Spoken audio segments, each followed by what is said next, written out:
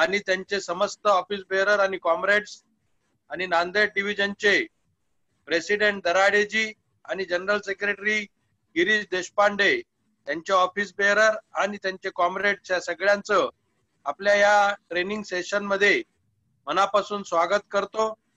बालाजींनी सांगितल्याप्रमाणे आपण आता या नवीन जो चेंज आलेला आहे कोविड-19 मुळे, त्यामुळे आपण या सगळ्या गोष्टी वेगळ्या तऱ्हेनं आजमावत आहोत। आपले झोनचे आणि नॅशनलचे लीडर्स आपल्या ज्या काही इश्यूज आहेत त्या सगळ्या इश्यूजला अति व्यवस्थितरित्या मायन्यूटली विवेक सिंग, विनय बाबू आणि झोनचे झोनल प्रेसिडेंट आणि सेक्रेटरी त्याच्यावर विषयावर चर्चा करत आहेत। पण आपण आपल्या या कामामध्ये वेगळ्या तऱ्हेनं इन्व्हॉल्व करून घेणं गरजेचं आहे। आणि मला खूप अभिमान आहे की औरंगाबाद डिव्हिजनचा जॉईंट सेक्रेटरी कॉम्रेड अमर फपाळ सध्या झोन मध्ये विविध ठिकाणी मुंबई, पुणे आणि आता आपण नाशिक, नांदेड, औरंगाबाद मध्ये रिक्रुटमेंट या विषयावर अतिशय सुंदर असं त्याचं हे सेशन आपल्याला निश्चितच कामाला उद्युक्त करेल। विशेष करून नवीन लोक जी आहेत या नवीन जनरेशनला याचा प्रचंड फायदा होईल, तेव्हा या सगळ्या गोष्टींचा आपण फायदा घेऊया। आपल्या या सेशन मध्ये जर का तुम्हाला काही प्रश्न उत्तराचा जर सेशन करायचा असेल तर ते मध्ये न करता आपण सगळ्यात शेवटी ठेवूया। अमर तुम्हाला त्याप्रमाणे सांगेलच। आणि कन्क्लुजनच्या वेळेला नांदेड डिव्हिजनचे मिलिंद मिसर आणि दिलीप आंधळेजी आणि आपलं नाशिक डिव्हिजनचे आणि नांदेडचे गिरीश देशपांडे आणि दराडेजी हे आपलं शेवटचं मनोगत व्यक्त करतील। आपण आता या सेशनला सुरुवात करूया। आपण त्याच ठिकाणी ज्या ठिकाणी आपण आपल्या घरात कम्फर्टेबली बसलेलो आहोत त्याच ठिकाणी आपण बसून या सेशनचा अतिशय व्यवस्थितरित्या मायन्यूटली आपण त्याच्याकडे लक्ष देऊया आणि त्याचा आपण जास्तीत जास्त फायदा येणाऱ्या काळामध्ये कसा करता येईल याचा आपण फायदा घेऊया। मी पुन्हा एकदा तुमच्या सगळ्यांचं मनापासून स्वागत करतो आणि अमर फपाळला मी विनंती करतो की त्यांनी आता हे सूत्र आपल्या हातात घेऊन आपल्या सेमिनारला सुरुवात करावी। धन्यवाद मित्रांनो। नॅशनल फेडरेशन जिंदाबाद। Thank you sir. अमोल जी आवाज येतोय? यस यस यस आवाज येतोय। ठीक आहे, स्क्रीन शेअर करा। होय,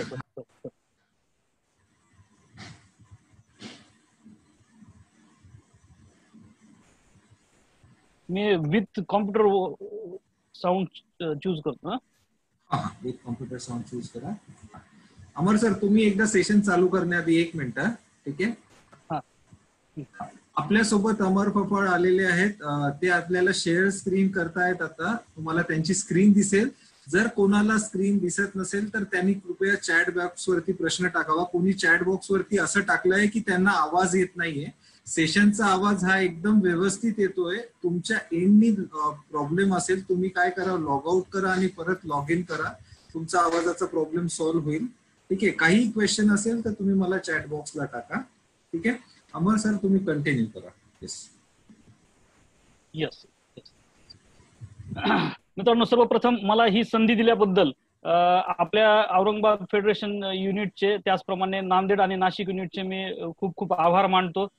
नेहमीच होम पिचवर खेळणं अवघड जातं आणि गंमत म्हणजे उन्हाळ्याचे दिवस आहेत, सगळ्यांचं जेवण झालेलं आहे, डोक्यावर फॅन किंवा एसी आहे आणि एकदम अवघड विषय मला बोलायला दिलेला आहे। त्यामुळे मी असं समजतो की मला या अग्निपरीक्षेतनं पास व्हावं लागेल, पण हरकत नाही। जसं सर म्हटले तसं मला जे जे यात अनुभवायला मिळालेले ते मी शेअर करणार आहे। सगळ्यात सुरुवातीला सांगतो की हे काय, मी एक ट्रेनर आहे आणि वन वे, आता हे झूम मुळे किंवा मला सांगण्यामुळे आपण इंटरॅक्टिव्ह नाही ठेवत, परंतु तरी देखील तुम्हाला बोर होणार नाही याची खात्री देतो सुरुवातीलाच। सुरुवातच एका जोक पासून करतो, आजच्या माझ्या सुरुवातीसाठी फार रिलेव्हंट आहे तो, त्यामुळे त्यापासून सुरुवात करतो। मित्रांनो, एकदा एका शाळेमध्ये इंटरव्हल झालेली असते, मुलांनी डबा खाल्लेला असतो, उन्हाळ्याचे दिवस असतात असेच, आणि परत इंटरव्हल नंतर पुढचा तास सुरू झालेला असतो आणि तासही इंग्लिशचा असतो आता मुलांनी भरपूर डब्बा खाल्लेला असतो, वर्गामध्ये फॅन असतो वर, आणि इंग्लिश सारखा इतका इंटरेस्टिंग विषय असतो, त्यामुळे साहजिकच जी गोष्ट घडून ती घडते. एक मुलगा डुलक्या मारायला लागतो आणि ते बघून मॅडमला वाईट वाटतं. अशा वेळेस मॅडम स्वतःचा धीर सांभाळत असं विचार करतात की आता उठेल मग उठेल, पण तो काही उठत नाही. त्यानंतर ते शेजारच्या मुलाला खुणवतात की अरे भाऊ, तुझ्या बाजूचा मुलगा झोपलेला आहे, कृपया त्याला उठव. तर तो मुलगा नकार देतो उठवायला. आता मॅडमचा पारा जास्त चढतो, म्हणजे एकतर तो झोपलेला आहे आणि शेजारचा त्याला उठवत पण नाहीये. मग मॅडम जो झोपलाय त्याच्या जवळ जात नाहीत, पण शेजारच्याकडे जातात आणि म्हणतात की का रे बाबा, मी तुझ्या मित्राला उठवायला सांगितलं, तू उठवलं नाहीस. तर त्यावेळेस तो मित्र म्हणतो, म्हणजे का नाही उठवलं, तर तो मुलगा म्हणतो की मॅडम, तुम्ही झोपवलंय, तुम्हीच उठवा. तर मित्रांनो, माझा आवाज हा भरपूर मोठा आहे, त्यामुळे कुणाला झोपणार नाही. पण जर कुणी झोपलं तर मला कृपया त्या मॅडमच्या वर्गातील विद्यार्थ्यासारखं करू नका, मला मदत करा शेजारच्याला उठवून. ठीक आहे, प्रेझेंटेशनला सुरुवात करतो. पुन्हा एकदा सर्वांचं स्वागत. आपला टॉपिक आहे रिक्रुटमेंट ऑफ एजंट. सर्वप्रथम आपल्या प्रथेनुसार भाऊ काळवीट यांच्या पवित्र स्मृतीला अभिवादन करतो आणि फेडरेशन चरणी नमन करतो. आज आपण कुठले पॉइंट्स कव्हर करणार आहोत? Review of our role, why to recruit, challenges of recruitment, success formula of recruitment, recruitment methods, hot prospects, journey from prospecting to clearing PRT आणि locked mind set to true freedom. मित्रांनो, पहिल्यांदाच सांगतो तुम्हाला की तुम्हाला कदाचित पहिला पार्ट असा वाटेल की हा रिक्रुटमेंटशी रिलेटेड नाहीये, परंतु त्याचा रिलेव्हन्स निश्चितच रिक्रुटमेंटची आहे. त्यामुळं याचं मी पूर्ण काळजी घेतलेली आहे की त्याचा रिलेव्हन्स आणि त्याचा इम्पॅक्ट रिक्रुटमेंटवर काय पडणार आहे. त्यामुळे कृपया please bear with me. Shelke सरांनी नाव सांगितल्याप्रमाणे अमर पंडितराव फपाळ नाव आहे. MSc ऍग्री केलेलं आहे, BSc agri, MSc agri Parbhani मधून झालेलं आहे. 2006च्या बॅच मधील आहेत. आणि हॉबी तुम्हाला एव्हाना कळाली असेल की विनोद सांगणे, उदाहरणासह एखादा मुद्दा पटवून देणे, क्रिकेट पाहणे ह्या हॉबीज आहेत. हा सगळ्यात महत्वाचा मुद्दा की मी का शेअर करत आहे, म्हणजे मी जसं म्हटलं की होम पिचवर बोलताना खरोखर एक दडपण असतं. ज्यांना आम्ही आदर्श मांडलेला आहे त्यांच्या समोर आपल्याला बोलायचंय, त्यामुळे मी कुठल्या नात्याने इथे बोलायला राजी आहे हे समजून घेऊया. बिग परफॉर्मर आहे का, तर नक्कीच नाहीये. मी जसं म्हटलं की आमचे रोल मॉडेल मी आता बरेच जण समोर बघतोय, म्हणजे तिन्ही डिव्हिजन मधील असतील.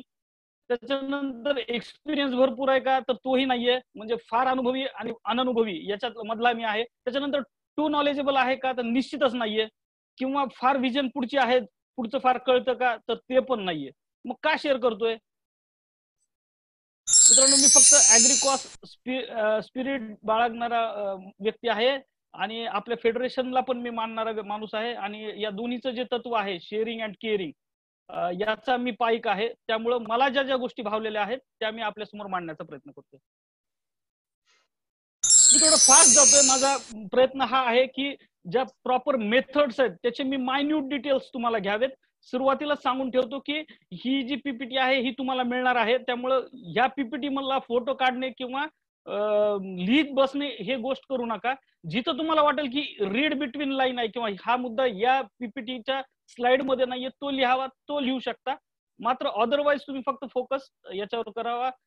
आमचे टेक्नोसेवी मॅन जे आहेत अमोलराव, हे या संदर्भात सगळं लक्ष देतील. खरं म्हणजे अमोलरावचा आभार मानायचं राहून गेलं. सिंगल हँडेडली हे सर्व ते बघतायत. चॅट बॉक्स असेल किंवा लोकांचे जे प्रश्न उत्तर असतील ते पण ह्या सेशन मध्ये सर्व ते पाहतील. ठीक आहे मित्रांनो, एक टर्निंग पॉईंट माझ्या आयुष्यातला आपल्याला सांगायचं आहे. बऱ्याच जणांना माहिती आहे, पण steel at the cost of repetition, जे नवीन आहेत त्यांच्यासाठी मी पुन्हा एकदा सांगतो. मी जसं आता सांगितलं की 2006ची माझी बॅच आहे. पुणे डिव्हिजन अंतर्गत फॉर्म भरला होता, त्यामुळं जॉईनिंग जी मिळाली मला ती पुणे 1 अंतर्गत अहमदनगर 2 ही ब्रांच मिळाली आणि हेडक्वार्टर मिळालं जामखेड. 2006 ते 2013 छान प्रवास होता. करिअर ग्राफ चढता होता, कमी दराने का असना पण करिअर ग्राफ चढता होता. मॅक्झिमम एजंट्स माझे त्यावेळेस 65 झाले. 13 फेब्रुवारी 2013 माझं लग्न झालं आणि मला असं वाटायला लागलं की आपण आपल्या नेटिव्हला आलं तर बरं होईल. दुसरी गोष्ट, जर तुम्हाला जामखेडची थोडीशी भौगोलिक परिस्थिती माहिती असेल तर असं आहे, आयदर साईडला म्हणजे पूर्वेकडे आणि पश्चिमेकडे हार्डली 3-4 किलोमीटरवर तो तालुका संपतो. जो विस्तार आहे तो सगळा दक्षिणेकडे आहे. आणि गंमत अशी की बीड पासून जामखेडचं अंतर 68 किलोमीटर आहे. याच्या उलट जामखेड पासून नगरचं अंतर 78 किलोमीटर आहे. अशी थोडीशी जिओग्राफिकल पण अडचण आहे. या सर्व गोष्टींमुळे मी असं ठरवलं की आपल्याला आता ट्रान्सफर घेतली पाहिजे. आणि मी जसं म्हटलं की एका स्टेजला मी प्रोबेशन पासून आयबी अर्नर होतो तिथे, नंतर 12-13 पासून मात्र ग्राफ खाली सरकायला सुरुवात झाली. लिटरली मी ज्यावेळेस सोडणार होतो, ट्रान्सफर घेणार होतो, त्यावेळेस माझ्याकडे फक्त 16 एजंट्स होते. आणि तत्कालीन पुण्याचे जे एसडीएम साहेब आहेत, आदरणीय श्री जगजंपी साहेब, यांचं एक मीटिंग आमच्या अहमदनगर 2 ब्रांचला होणार होती असं कळलं. आणि मला उत्सुकता होती की या साहेबांचा नवीन पॅटर्न काय, सांगण्याचा शिकवण्याचा काय पॅटर्न आहे. तर मला असं कळालं त्यांची ऑलरेडी राहता कोपरगाव या साईडला मीटिंग झालेली होती. त्याचबरोबर नगरमध्ये जी दुसरी ब्रांच आहे 954 या ब्रांचला पण मीटिंग झाली होती. आणि मी माझ्या मित्रांकडनं ही कल्पना घेतली होती की सरांचा पॅटर्न कसा आहे बुवा. तर त्यांचा एक फिक्स पॅटर्न होता, जो डेव्हलपमेंट ऑफिसर सगळ्यात कमी टीमचा असेल, कमी एजंट्स असणारा असेल, त्याला ते टार्गेट करणार आणि त्याला मध्यवर्ती ठेवून ती पूर्ण मीटिंग कंडक्ट करणार. त्यामुळे माझे ऑलरेडी इंडिकेटर लागले होते की ही सगळी मीटिंग आता आपल्याच केंद्रस्थानी असेल. एटीसी हॉलमध्ये ती मीटिंग सुरू झाली. सरांनी नाव वाचलं. बरं, नाव हे असं विचित्र आहे की कुणी विसरू शकत नाही सहजासहजी. एक तर उच्चार येत नाही आडनावाचा किंवा सहजासहजी विसरू शकत नाही. त्यांनी मला विचारलं की हे कोण आहेत. तर मी सगळ्यात शेवटी उभा होतो. मी हात वर केला, म्हटलं सर मी आहे, कॅन यू स्टँड अप. म्हटलं येस सर. उभं राहिलो आणि त्यांनी म्हटले फक्त 16 एजंट. किती वर्ष झाले तुम्हाला सर्व्हिसला? तर 2006 पासून. मी म्हटलं 7 वर्ष झाले. 7 वर्षात तुम्ही फक्त 16 एजंट करू शकला, असं कसं काय? मी थोडं शांत होतो, कारण मी ऑलरेडी ट्रान्सफरचा अर्ज दिलेला होता. परंतु मग सरांना काय बोलायचं उत्तर, म्हणून मी शांत होतो. तर ते एक एक एक एक गोष्ट रागवतच राहिले. शेवटी मला न राहावलं आणि मी सरांना असं म्हणालो की सर मी ट्रान्सफरसाठी अर्ज दिलाय. मला असं वाटलं की मी या वाक्याने सर खुश होतील इन द सेन्स माझी बारी संपेल बुवा, असं वाटलं मला की दुसऱ्यावर जाईल ते. ज्या क्षणी मी असं म्हटलं त्या क्षणी त्यांना प्रचंड राग आला आणि त्यांनी असं डायरेक्ट म्हणायला सुरुवात केली की you are a liability for me and my division. I am always ready to leave you, but who is going to accommodate you. आणि मित्रांनो, मग तिथं कुठंतरी फार मनाला वाईट वाटलं की आपण एखाद्या व्यक्तीसाठी, आपल्या संस्थेसाठी एक बोज, ठीक आहे आपण वाईट असू, काम न केलेलं असू, मात्र बोज आपण असं कुणावरच असायला कामा नये. त्या रात्री मला काय झोप आली नाही. फार विचार करत बसलो की अरे इतकं बेकार आहोत का आपण. आणि त्या क्षणी ठरवलं की आपण ज्या क्षणी बीडला येऊ त्या क्षणी मात्र रिक्रुटमेंट आपल्याला दणक्यात करायची. 1 सप्टेंबर 2014 मी ट्रान्सफर घेतली. 3 सप्टेंबर 2014 मी 16 URN आमच्या तत्कालीन एटीसी प्रिन्सिपलांच्या हातात दिले आणि सर म्हटलं हे URN जनरेट करायचे, म्हटलं आपल्याला याचे. आणि ती एक स्मूथ जर्नी. अदरवाईज असंही मला एनबीचं काम नव्हतं. दुसरी गोष्ट 1/1/2014 पासून तुम्हाला माहिती आहे आपले सगळे प्लॅन चेंज झालेले होते. त्यामुळं असाही लोकांचा फ्लो बिझनेसवर फार नव्हता आणि मला तर पर्यायच नव्हता. त्यामुळे मग मी रिक्रुटमेंट याच्यावरच भर द्यायला सुरुवात केली. त्यावेळेस असं झालं की URN देणे, एजंटला ट्रेनिंग देणे, पास करणे, बिझनेसचं नंतर बघूया. त्यामुळे मी फास्ट त्यांना एजन्सी कोड देत गेलो. आणि आमच्या बीडमध्ये एक घटना अशी होती की आमच्या बीड ऑफिसचं रिनोव्हेशनसाठी तत्कालीन झोनल मॅनेजर साहेब हे येणार होते. आणि आम्ही त्यांची एक छान रॅली, त्यांच्या स्वागताप्रित्यर्थ छान रॅली काढलेली होती शिवाजी पुतळ्यापासून ऑफिस पर्यंत. आणि त्यांचं स्वागत करण्यासाठी आम्ही रेस्ट हाऊसला थांबलेलो होतो. मला वाटतं मी इथं आल्यानंतर साधारणतः 2-3 महिन्यामध्ये सर आलेले असतील. तर त्यावेळेस पर्यंत मी 40 एजंट ऑन रोल केलेले होते. आणि आमच्या रेस्ट हाऊस मध्ये आपले तत्कालीन एसडीएम साहेब औरंगाबाद डिव्हिजनचे प्रशांतजी नाईक सर हे प्रत्येक डीओचा परिचय करून देत होते सरांबरोबर, झोनल मॅनेजर साहेबांबरोबर. तर त्यावेळेस माझे ऑलरेडी, मी जसं म्हटलं की माझे ऑलरेडी 41 एजंट रोलवर होते. तर त्यावेळेस नाईक साहेब त्यांना म्हणत होते की सर ये नया बच्चा आया है, नगर से आया है, आते ही उसने 40 एजंट बना दिए और ये हमारे डिव्हिजन का एक असेट रहेगा. तर मित्रांनो, खरं म्हणजे त्या दिवशी हा प्रवास एका अर्थाने पूर्ण झाला की मी लायबिलिटीवरनं असेटवर गेलो. तर हा एक थोडक्यात माझ्या आयुष्यातील एक टर्निंग पॉइंट होता, ज्याच्यामुळं मी इथं चांगलं रिक्रुटमेंटच्या बाबतीत मी चांगलं परफॉर्मन्स करू शकलो.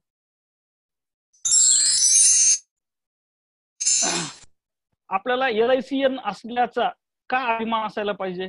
तर वर्ल्ड क्लास ऑर्गनायझेशन आहे, जगातील सर्वात मोठी लाईफ इन्शुरन्स कंपनी आहे, पॉलिसी धारकांच्या दृष्टीनं top most brand in industry आहे, करप्शन फ्री ऑर्गनायझेशन आहे, आणि इतकंच नाही तर आपण राष्ट्राच्या विकासामध्ये फार महत्वाची भूमिका बजावत आहोत. हे झालं आपल्या संस्थेविषयी.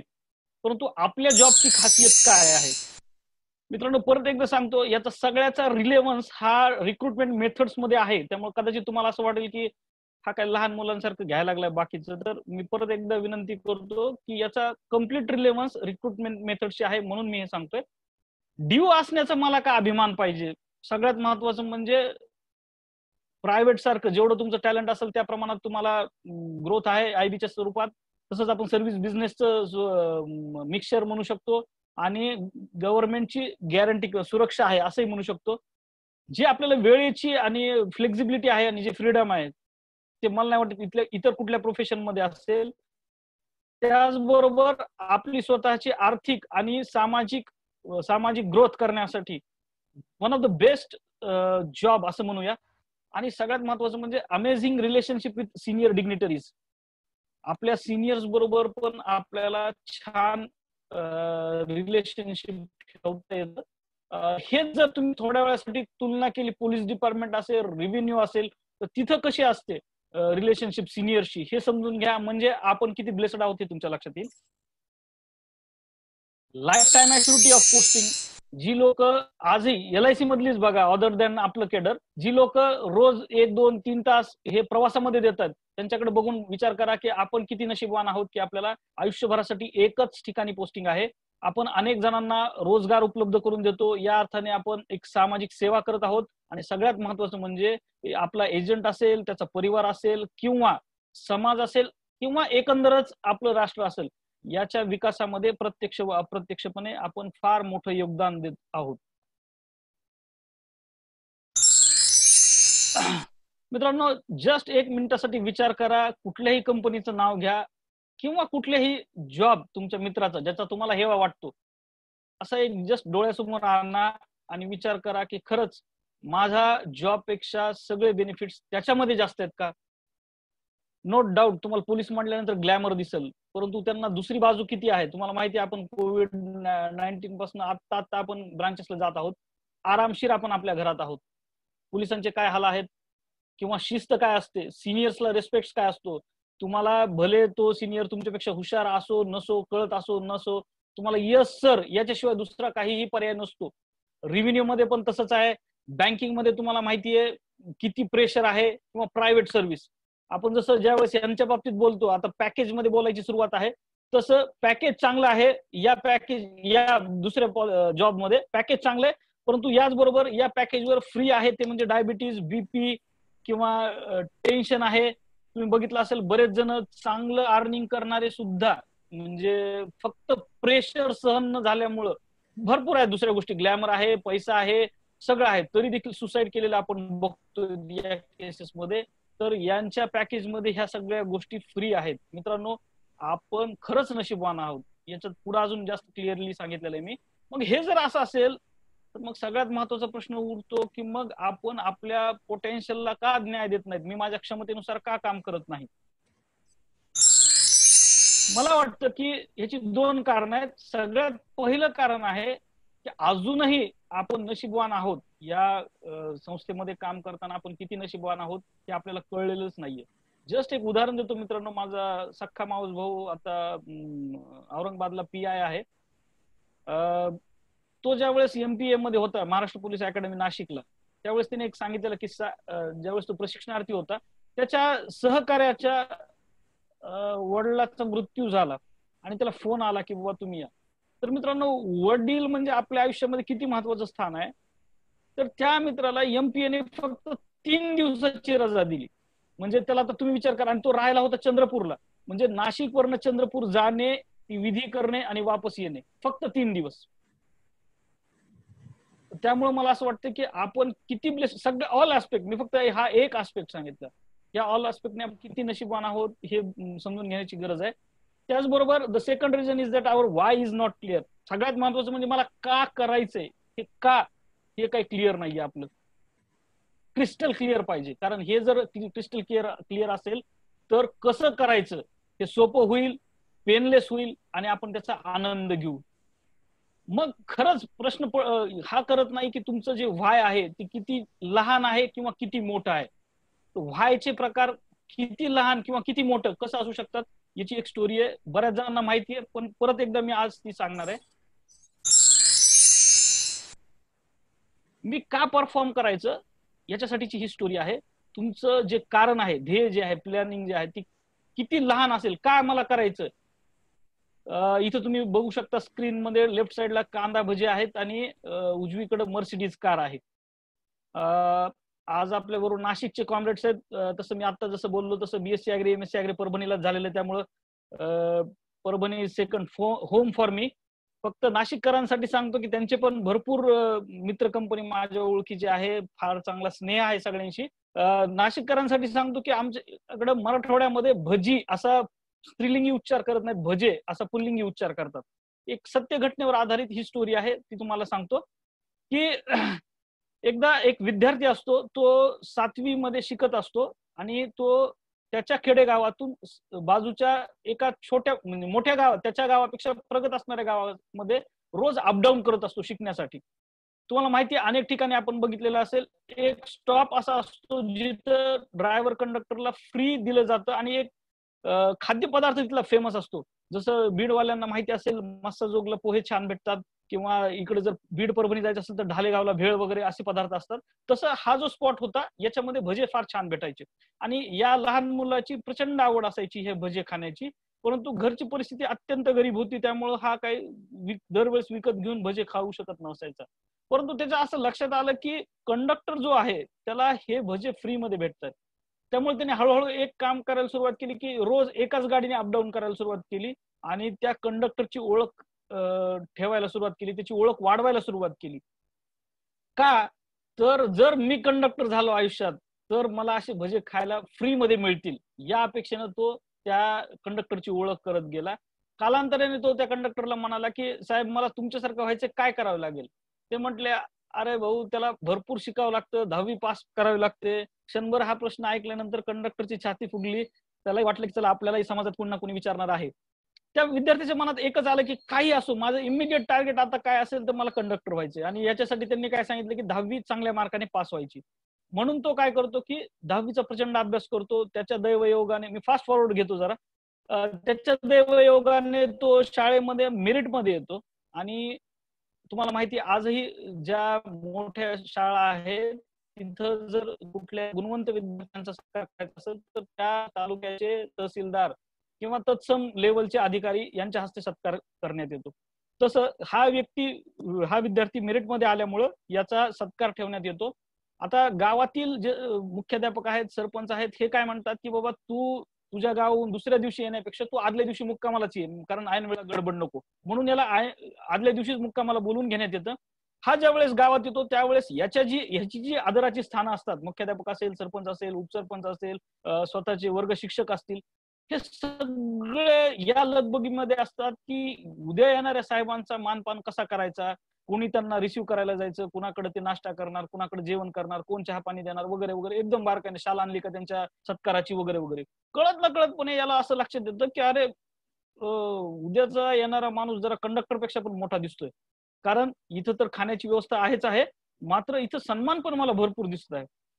हळूहळू त्याच्या डोक्यामध्ये जो कंडक्टरचा म्हणजे फोटो असतो तो बाजूला सरकायला लागतो. या साहेबांचं इम्प्रेशन त्याच्यावर जास्त पडायला लागतं. ऍक्च्युअल कार्यक्रम होतो, ह्याचा सत्कार होतो, सगळं होतं. आणि मग आता एव्हाना डोक्याच्या मागील जो कंडक्टरचा फोटो आहे तो निघून गेलेला असतो, हा साहेबांचा फोटो त्याच्या डोक्यात रुजलेला असतो. आणि तो म्हणतो साहेब मला तुमच्यासारखं व्हायचं, काय करावं लागेल.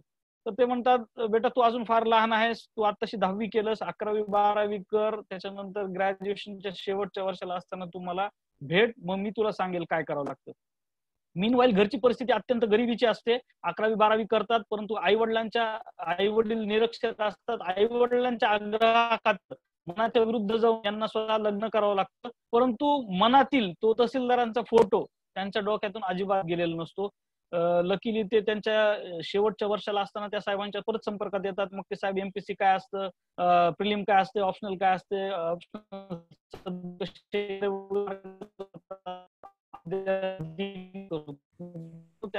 पहिल्या महाराष्ट्रामध्ये त्या विद्यार्थ्याचं नाव आहे विजय कुमार. अमर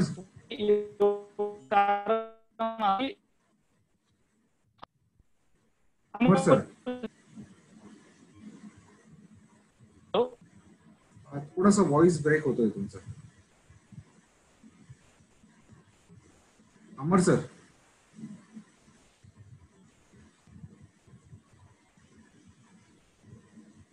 हॅलो, एक मिनिट येत आहेत लाईन मध्ये. एक मिनिट अमोलजी, एक मिनिट, नेटवर्क चेंज करतोय. आलं आता अमोलजी? अमोलजी आलंय का? आलाय. तुमचा व्हॉइस एक मागचा 1 मिनिटाचा ब्रेक झालाय. ओके ओके ओके ओके, मी नेटवर्क चेंज केलं. ओके, ठीक आहे. आता येतोय? हा, आता येतोय आवाज. ओके ओके ओके ओके, कुठपासून नाही आला व्हॉइस? जस्ट एक मागचं 1 मिनिट आधीपासून रिपीट करा. Okay okay okay okay. Tehsildar त्यांच्या संपर्कात राहतात, म्हणजे हा तहसीलदारांच्या संपर्कात राहतो हा विद्यार्थी. ते शिकवतात एमपीएससी काय आहे काय नाही सगळं, आणि मग हे विद्यार्थी जिद्दीने अभ्यास करतो हा विद्यार्थी, आणि त्यांच्या एमपीएससीच्या परीक्षेमध्ये हा विद्यार्थी महाराष्ट्रामध्ये फर्स्ट असतो. तो असतो डेप्युटी कलेक्टर विजय कुमार फड. तुम्हाला मी एवढं बारकाईने याच्यासाठी सांगू शकलो की परभणीला असताना आमचा जे कॉम्पिटिटिव्ह फोरम आहे ऍग्रीच्या विद्यार्थ्यांचा, तिथं त्यांचं आम्ही एक सेशन आयोजित केलेलं होतं. तिथं त्यांनी ही सगळी भाषण सांगितलं, आणि त्यावेळेस ते प्रोबेशनरी डेप्युटी कलेक्टर म्हणून तिथं परभणीला आले होते.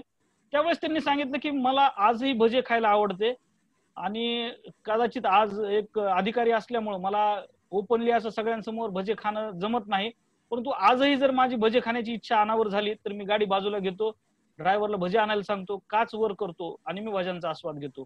तर मी अभिमानाने सांगतो की मी जे घडलो ते हे भज्यांमुळे. मित्रांनो, हा सगळा भजे प्रपंच याच्यासाठी की जर एक भज्यासारखी एखादी निर्जीव गोष्ट जर एखाद्याच्या आयुष्याची प्रेरणा बनू शकत असेल, तर आपण तर इतक्या जगप्रसिद्ध ऑर्गनायझेशन मध्ये, इतक्या अतुलनीय जॉब मध्ये आहोत, तर आपल्याकडनं नक्कीच इतिहास घडायला कोणीच रोखू शकणार नाही असं मला वाटतं. बाकीच्या गाड्या वगैरे, म्हणजे हे मला सांगण्याचा मुद्दा हाच होता की तुमचं व्हाय कितीही लहान असू द्या किंवा कितीही मोठं असू द्या, फक्त ते असणं फार महत्वाचं आहे. ठीक आहे? Okay Amolji? Yes yes yes, okay, बोला. आपल्या जॉबची जी खासियत आहे ती ही आहे, पिक्चर फार कमी बघतो, ऑलमोस्ट बघत नाही, परंतु हे कॅरेक्टर आपल्याला आपल्या भूमिकेची आठवण करून देणार आहे. आपल्याला सांगितलं जातं, आपली जी ऑर्डर येते त्यावेळेस सांगितलं जातं की तुमचं जॉब काय. 3 असाइनमेंट्स आहेत: to recruit agents, to train them and to procure the business through them. गंमत अशी आहे की या पिक्चर मध्ये आमिर खानची जी शॉर्ट टर्म मेमरी लॉस आहे, तो रिक्रुटमेंटच्या बाबतीत आपला लॉंग टर्म मेमरी लॉस होतो. केव्हा केव्हा आपल्याला रिक्रुटमेंटची आठवण होते. त्यामुळं हा रिलेव्हंट मी फोटो टाकलेला आहे इथं. मित्रांनो, आता आपण बघणार आहोत की ज्या वेळेस मला डेव्हलपमेंट ऑफिसर व्हायचंय किंवा मला चांगलं परफॉर्म करायचंय, त्यावेळेस फक्त डेव्हलपमेंट ऑफिसर असून चालत नाही. मला एक चांगला रिक्रुटर बनावं लागतं, मला चांगला मॅनेजर बनावं लागतं, मला चांगला ट्रेनर बनावं लागतं, मला चांगलं मेंटर बनावं लागतं. या सगळ्या गोष्टींची मला सांगड घालावी लागते.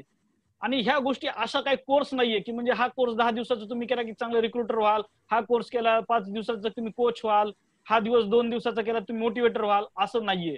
याच्यासाठी तुम्हाला काही गोष्टी जाणून बुजून तुमच्यामध्ये सवयी लावून घ्याव्याच लागतील. कुठल्या गोष्टी आहेत त्या आपण बघूया, कारण त्याचा हाऊ टू रिक्रूट मध्ये तुम्हाला फायदा होणार आहे. अमोलजी, ती स्क्रीनवर आले ते इरेज होऊ शकतं का? करतो. नाही, ते तुम्ही वापस एकदा करा. ओके, मी ते लॉक करून टाकतो. तुम्ही एकदा बंद करून वापस टाकतो. प्लीज शेअर स्क्रीनच्या ऑप्शन वरती कोणी क्लिक करू नका, रिक्वेस्ट आहे.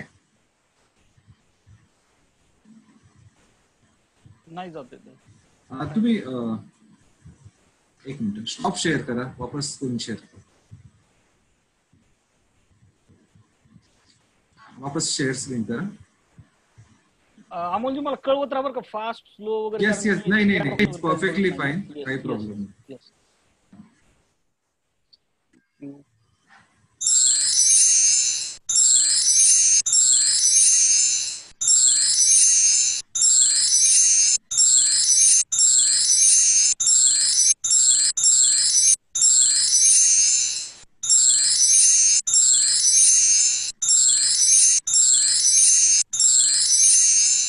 जसं म्हटलं की फक्त रिक्रुटमेंटच्याच बाबतीत नाही तर पूर्ण आपला जॉब एकंदर छान पद्धतीने जाण्यासाठी आपल्याला जाणीवपूर्वक काही गोष्टी शिकाव्याच लागतील.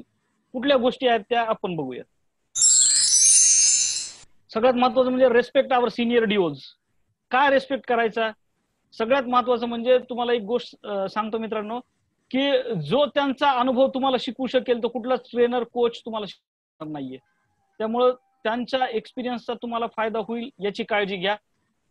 तुम्ही बघितलं असेल बऱ्याच वेळेस जे डिसिप्लिन असते त्यांच्या टीम मध्ये, वर्क कल्चर जे असतं एकदम जबरदस्त असतं. म्हणजे खरं म्हणजे एखाद्याचं नाव घेणं म्हणजे दुसऱ्यावर अन्याय. तरी पण मी सांगतो असं सांगितलं जातं की गाडगे साहेब ज्या वेळेस ब्रांचला येतात त्यावेळेस ज्या पद्धतीनं ते प्रपोजल कम्प्लिशन करतात किंवा त्यांच्या एजंटमध्ये ज्या त्यांनी सवयी रुजवलेल्या, फक्त एक मला नाव माहिती म्हणून सांगतोय की ज्या सवयी रुजवलेल्या त्या म्हणजे हॅट्स ऑफ टू देम. प्रत्येकाच्या आहेत त्या. त्यांची सायकोलॉजी, एजंटची सायकोलॉजी रीड करण्याची पद्धत बघा. आणि विशेष म्हणजे हे त्यांनी कुठं कोर्स केलेला नाहीये. आपला स्वतःचा अनुभव हाच सर्वात मोठा गुरु असतो. त्यामुळं कसं सायकोलॉजी रीड करतात, एखाद्या एजंटला कसं रीड करतात, त्याला कसं मोटिवेशन द्यायचं हे कसं समजतं, त्या व्यक्तीचं वर्तनाचा अभ्यास ते कसा करतात स्वतःच्या अनुभवातनं, ह्या इतक्या महत्वाच्या गोष्टी आहेत. तुम्हाला मित्रांनो मी प्रत्येक ह्याच्यावर उदाहरणं पण देईल. माझा मित्र आहे गणेश भुजबळ म्हणून, आता तो पुणे डिव्हिजन मध्ये टॉप 2 मध्ये असेल. आणि आजच मेसेज आला की त्याच्या एका एजंटनं MDRT कम्प्लीट केलं एप्रिलमध्ये. त्याचं पहिल्यापासून खासियत होती की तो सिनियर डीओला कम्प्लीट फॉलो करायचा. आणि कुठेही ट्रेनिंग असेल, कुठेही मीटिंग असेल, तो ट्रेनर कोच याच्या व्यतिरिक्त जे काही वेळ मिळेल तो त्यांच्या बरोबर असायचा. आणि त्यानं जे नॉलेज मिळवलंय आज, जो त्यांच्या एक्सपिरियन्स मधनं तो शिकलाय, याच्यामुळं आमच्यापेक्षा म्हणजे 2006च्या बॅच पेक्षा तो ऑलरेडी एक 4-5 वर्ष पुढे आहे. He is youngest SBA in India with lowest cost ratio. लक्षात. तर हा एक फार महत्वाचा घटक आहे, रेस्पेक्ट युअर सिनियर डीओज. दुसरं गुड रिलेशनशिप. आपल्याकडे नेहमी म्हणतात business is the by product of keeping good relationship with people. आता हे एव्हाना आपल्याला तर समजलंच पाहिजे, पण आपल्याकडे ऍडिशनल जबाबदारी आहे की हे आपल्याला खाली आपल्या ऑर्गनायझेशन मध्ये रुजवायचंय. मी खाली तिथे एक गोष्ट दिलेली की NAD R गोपीनाथ सरांच्या एका ट्रेनिंग सेशन मध्ये मी होतो आणि सरांनी एक गोष्ट सांगितली की किती मायन्यूट गोष्टी किती प्रचंड बदल घडवू शकतात. गोपीनाथ सर एकदा त्यांच्या कंपनीच्या एका प्रॉडक्टसाठी दुबईला गेलेले होते. आणि दुबईला गेल्यानंतर त्यांची ज्या व्यक्तीबरोबर डील होती त्या व्यक्तीची समुद्राखालची पाईपलाईन किरायाने दिलेली होती त्यांनी. म्हणजे तुम्ही इमॅजिन करू शकता की तो किती श्रीमंत असेल. दुर्दैवानं काहीतरी मिसअंडरस्टँडिंग झालं आणि हे तिथे गेले त्यावेळेस शुक्रवार होता.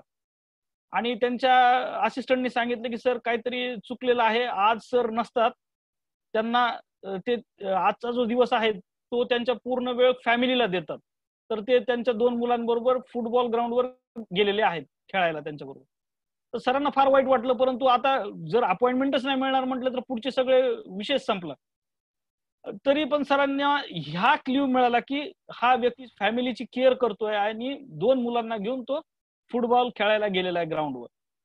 तर सर वापस आले दुबईच्या एअरपोर्टला, प्लेनला यायला वेळ होता. तर त्यावेळेस त्यांना सहज वेळ होता म्हणून तिथल्या एका सीडीच्या दुकानामध्ये ते गेले. आणि सीडी त्यावेळेस मला वाटतं ज्यावेळेस त्यांनी हे उदाहरण दिलं त्यावेळेस वर्ल्ड कप, फुटबॉलचा वर्ल्ड कप जवळ होता. तर त्यांना एक सीडी मिळाली. त्या सीडी मध्ये फुटबॉलची हिस्ट्री होती आणि अॅनिमेटेड फॉर्म मध्ये होती. फुटबॉलची हिस्ट्री, वर्ल्ड कप फुटबॉलची हिस्ट्री होती सगळी आणि अॅनिमेटेड फॉर्म मध्ये होती. ती त्यांनी सीडी खरेदी केली, चेन्नईला एअरपोर्टला आले आणि चेन्नईच्या एअरपोर्टवरनच त्यांनी ती त्यांना कुरिअर करून दिली. कालांतराने ज्यावेळेस या व्यक्तीला ती सीडी मिळाली त्यावेळेस त्याला याचा फार आनंद झाला की ह्या माणसाला कसं काय माहिती की माझ्या मुलांना किंवा मला फुटबॉल आवडतं.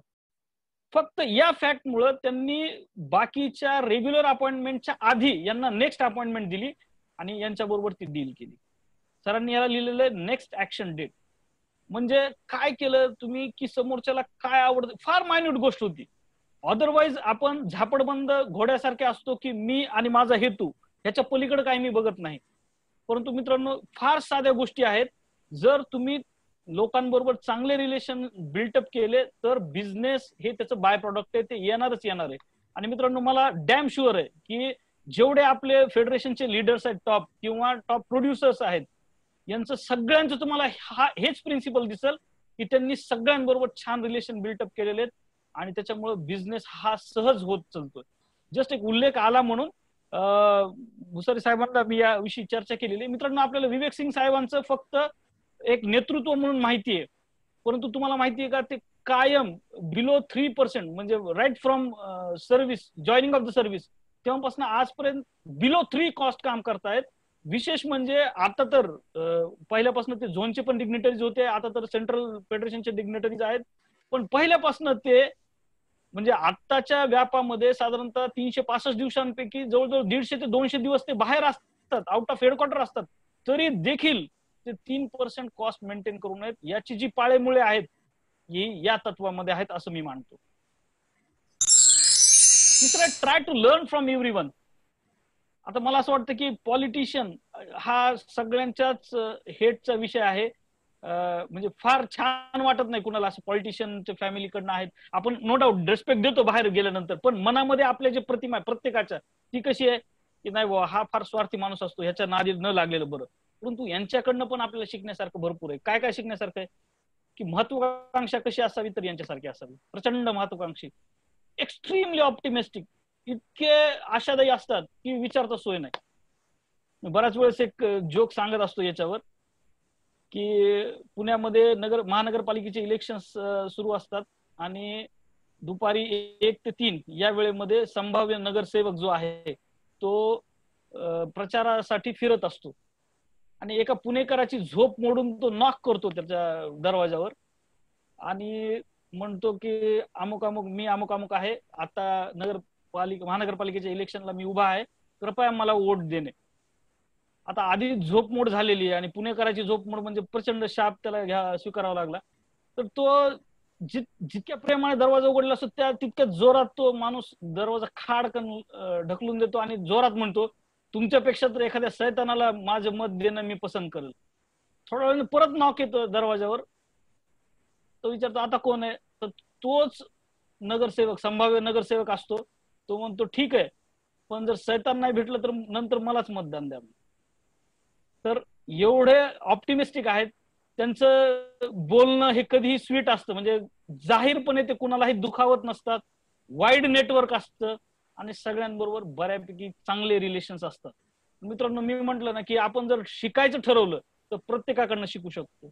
बऱ्याच वेळेस काही ज्युनियर असं म्हणतात की साहेब तुम्हाला माहित नाही, किंवा बऱ्याच जणांचे आपले नेहमीच होतं तुम्हाला काय होतं म्हणायला, तुम्हाला माहित नाही आमच्या ब्रांचमध्ये किती डीओ आगाव आहेत, किंवा डीओ आता सगळे आपण इन फॅमिली आहेत त्यामुळे मोकळेपणाने बोलतोय, तुम्हाला माहित नाही की आमच्या ब्रांचमध्ये कसे नमुने आहेत. मित्रांनो मला असं म्हणायचं की ती व्यक्ती कशी असो तुम्हाला एक एक्झाम्पल सेट करणार आहे. जर चांगली वागत असेल तर कसं वागावं, जर तुमच्या म्हणण्यानं जर ती चांगली वागत नसेल तर कसं वागायचं नाही याचं पण तुम्हाला एक्झाम्पल सेट आहे. त्यामुळं प्रत्येकाकडनं शिकणं हे फार चांगली गोष्ट आहे.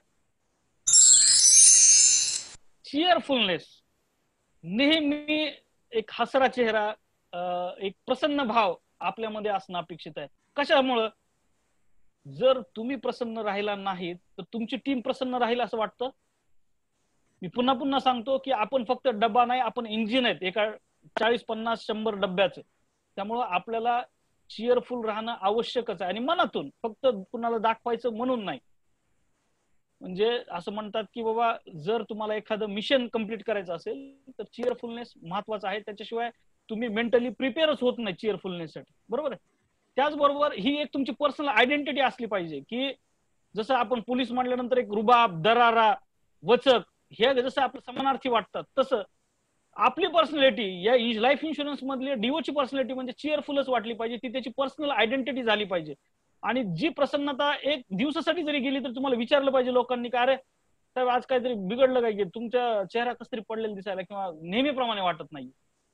त्याचबरोबर तुम्हाला माहिती असेल खरं म्हणजे चायनीज हा शब्द वापरणं आता गुन्हा आहे.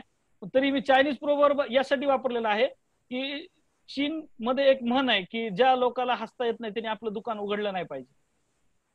तर मित्रांनो, फार महत्वाचा घटक आहे. आणि आपल्या सेल्सच्या दृष्टीनं असं म्हणूया की in sales you have to sell yourself first and then to sell your product. म्हणजे आपण ज्या लोकांबरोबर डील होतोय त्यांच्याशी आपण समरस झालो पाहिजे, त्यांना त्यांच्यातले वाटलो पाहिजेत. हे जर करायचं असेल तर आपण चिअरफुलनेस, प्रसन्न असणं फार अपेक्षित आहे, असलंच पाहिजे. आणखी एक सेन्स ऑफ ग्रॅटिट्यूड. दरवेळेस मी काय म्हणूया कृतज्ञता व्यक्त केलीच पाहिजे. मग ती देवांप्रती असेल, माझ्या आई वडिलांप्रती असेल, गुरूंप्रती असेल, LIC प्रती असेल, फेडरेशन प्रती असेल, माझ्या एजंट प्रती असेल, माझ्या पॉलिसी धारकांप्रती असेल, माझ्या कलिग प्रती असेल, सगळ्यांप्रती मला कृतज्ञता बाय हार्ट, मनातून व्यक्त केलीच पाहिजे. जस्ट एक ऍडिशनल सांगतो मित्रांनो, बऱ्याच जणांना माहिती आहे माझी आई बरोबर आज 1 वर्षापूर्वी एक्सपायर झाली. 59 वर्ष वय होतं, BP नव्हता, शुगर नव्हतं, बाकी कसलीच हिस्ट्री नव्हती. अचानकपणे प्लेटलेट्स कमी व्हायला लागले आणि त्यातनं ती एक्सपायर झाली. 22 एप्रिलला तिला ऍडमिट केलं दवाखान्यामध्ये आणि 12 मेला ती एक्सपायर झाली. मित्रांनो, ज्यावेळेस ती एक्सपायर झाली, मी जसं तुम्हाला सांगितलं की आमच्यासाठी सगळ्यात शॉकिंग होतं. म्हणजे अजून सुद्धा आम्ही कम्प्लीट त्यातनं बाहेर पडलेलो नाहीयेत. परंतु ज्या वेळेस ती एक्सपायर झाली, आता सगळं कळलं की आता सगळं संपलेलं आहे, त्यावेळेस रुबी हॉलमध्ये ऍक्च्युअल होती ती शेवटी. तर मी तिथल्या सिस्टरला सुद्धा म्हणजे हात जोडून असं म्हटलं की I am grateful to you that you have served my mother in her last days. माझ्याकडे 2 पर्याय होते, चिडणं, रागवणं, पण त्याला काहीच इलाज नव्हता. किंवा तुम्ही माझ्या आईची शेवटच्या दिवसांमध्ये तिची सेवा केली त्याबद्दल मी खरोखर मनातून तुमच्या प्रती कृतज्ञता भाव व्यक्त करतो, असं मी त्यांना म्हणालो.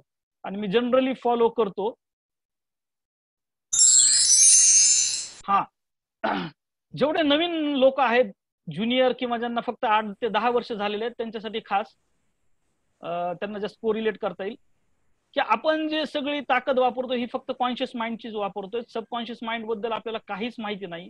सबकॉन्शियस माइंडचा जर वापर केला तर आपला जॉब फार इझी होईल. इथे एक उदाहरण दिलेलं आहे बघा तुम्हाला. एक ट्रेन आहे, तुमच्यापैकी कोणी जर असं इमॅजिन केलं की ही ट्रेन पुढे येत आहे तर त्याला ती पुढे चालेल दिसेल. तुमच्यापैकी कोणी असं जर इमॅजिन केलं की ही ट्रेन मागं जाते तर ही मागच गेलेली दिसेल. याच्यामध्ये काही हात चलाखी नाही, काही जादू नाहीये. तुमचं माइंडला तुम्ही काय कमांड देता त्याच्यानुसारच तुम्हाला चित्र दिसतील. त्यामुळं ज्या ज्या वेळेस मला परिस्थिती पेक्षा माझी मनस्थिती फार महत्वाची आहे. मी इथं माझ्या मनाला म्हणतोय ती पुढे गेली तर मला पुढेच दिसेल, मागे गेली म्हटलं तर मागेच दिसेल, तुम्ही बघू शकताय. ठीक आहे. तर या सबकॉन्शियस माइंडची जर मी पॉवर घेतली तर मी परिस्थितीचा गुलाम राहणार नाही. मी मनस्थिती ठरवेल आणि त्याच्यानुसार परिस्थितीला माझ्या अनुरूप करून घेईल. आणि 7वं आणि शेवटचं सेल्फ डेव्हलपमेंट. असं म्हणतात की top position is always empty. नेहमी वरची जी पोझिशन आहे ती एम्प्टीच असते. आपल्याला असं कुठलाही क्षण नसतो ज्यावेळेस आपण अपग्रेडेड नाही करू शकत, अपडेट नाही करू शकत, असा कुठलाही क्षण नसतो. त्यामुळे स्वतःच्या अपग्रेडेशनवर coaching, training, reading good books, चांगल्या चांगल्या लोकांना फॉलो करणे हे आपल्यासाठी फार महत्वाचं आहे. आता आपण बेसिक टॉपिक कडे आलेलो आहोत. Why to recruit. काय रिक्रुटमेंट करायला पाहिजे आपण. Our fundamental duty. खरं म्हणजे जसं आपण म्हटलं की आपल्या ऑर्डरमध्ये पहिलाच वाक्य होतं की टू रिक्रूट, त्याच्यामुळे तर विशेष नाही. त्याच्यानंतर to encash tremendous vacuum in near future and positioning ourself. तुम्हाला माहिती आहे मित्रांनो की येत्या 4-5 वर्षाच्या काळामध्ये LIC मध्ये फार मोठ्या प्रमाणात पोकळी निर्माण होणार आहे. फार मोठ्या प्रमाणावर डेव्हलपमेंट ऑफिसर्स रिटायर होणार आहेत आणि त्यामुळे आपल्याला ही जागा घ्यायची आहे. भारताचं काय हे जरी तुम्हाला माहित नसेल तरी आपल्या ब्रांचवरून आपण ओळखू शकतो. तुमच्या ब्रांचमध्ये असं ही परिस्थिती असेल की आता येणाऱ्या 1-2 वर्षामध्ये किमान 4 ते 5 डेव्हलपमेंट ऑफिसर रिटायर होणार असतील. तर जर हे रिटायर होणार आहेत आणि आपल्याला जर LICचा गाडा पुढे न्यायचा आहे तर आपल्याला हे व्हॅक्यूम भरून काढणं आवश्यक आहे. आणि हे व्हॅक्यूम भरून काढण्याची सगळ्यात चांगली मेथड कुठली असेल तर रिक्रुटमेंट असेल. आपली जी कॉस्ट आहे ही सातत्याने वाढत जाणारी आहे. आपण नेहमी असं म्हणतो की LIC कॅडर मध्ये केवळ डेव्हलपमेंट ऑफिसरच ही अशी कॅडर आहे ज्यांना वेज रिव्हिजन झाल्याचा आनंद होत नाही, कारण त्याला सगळ्यात पहिल्यांदा दिसतं की आता मला किती प्रीमियम आणावं लागेल. त्याच्यानंतर टू मेंटेन द लाईफस्टाईल. तुम्ही बघत असाल की याच्या अगोदर आपल्याला घरात एकच मोबाईल असला तर चालायचा, नवऱ्याकडे एक मोबाईल असला, पुरुषाकडे एक मोबाईल असला चालायचा. आता तसं होत नाही. म्हणजे नवऱ्याकडे एक मोबाईल, बायकोकडे एक मोबाईल, लहान मुलगा इव्हन 10वीला जरी असेल तर त्याच्याकडेही एक मोबाईल, आणि किंबहुना जे कर्त्या पुरुषाचे मोबाईल आहेत त्याच्यापेक्षा ऍडव्हान्स्ड व्हर्जन्स ही मुलांना लागतायत, तुम्ही बघतायत, बरोबर आहे. त्यामुळे मी एक साधं उदाहरण दिलं. जर मोबाईलची ही स्थिती आहे तर बाकीच्या गोष्टींची काय असेल तुम्ही विचार करू शकता.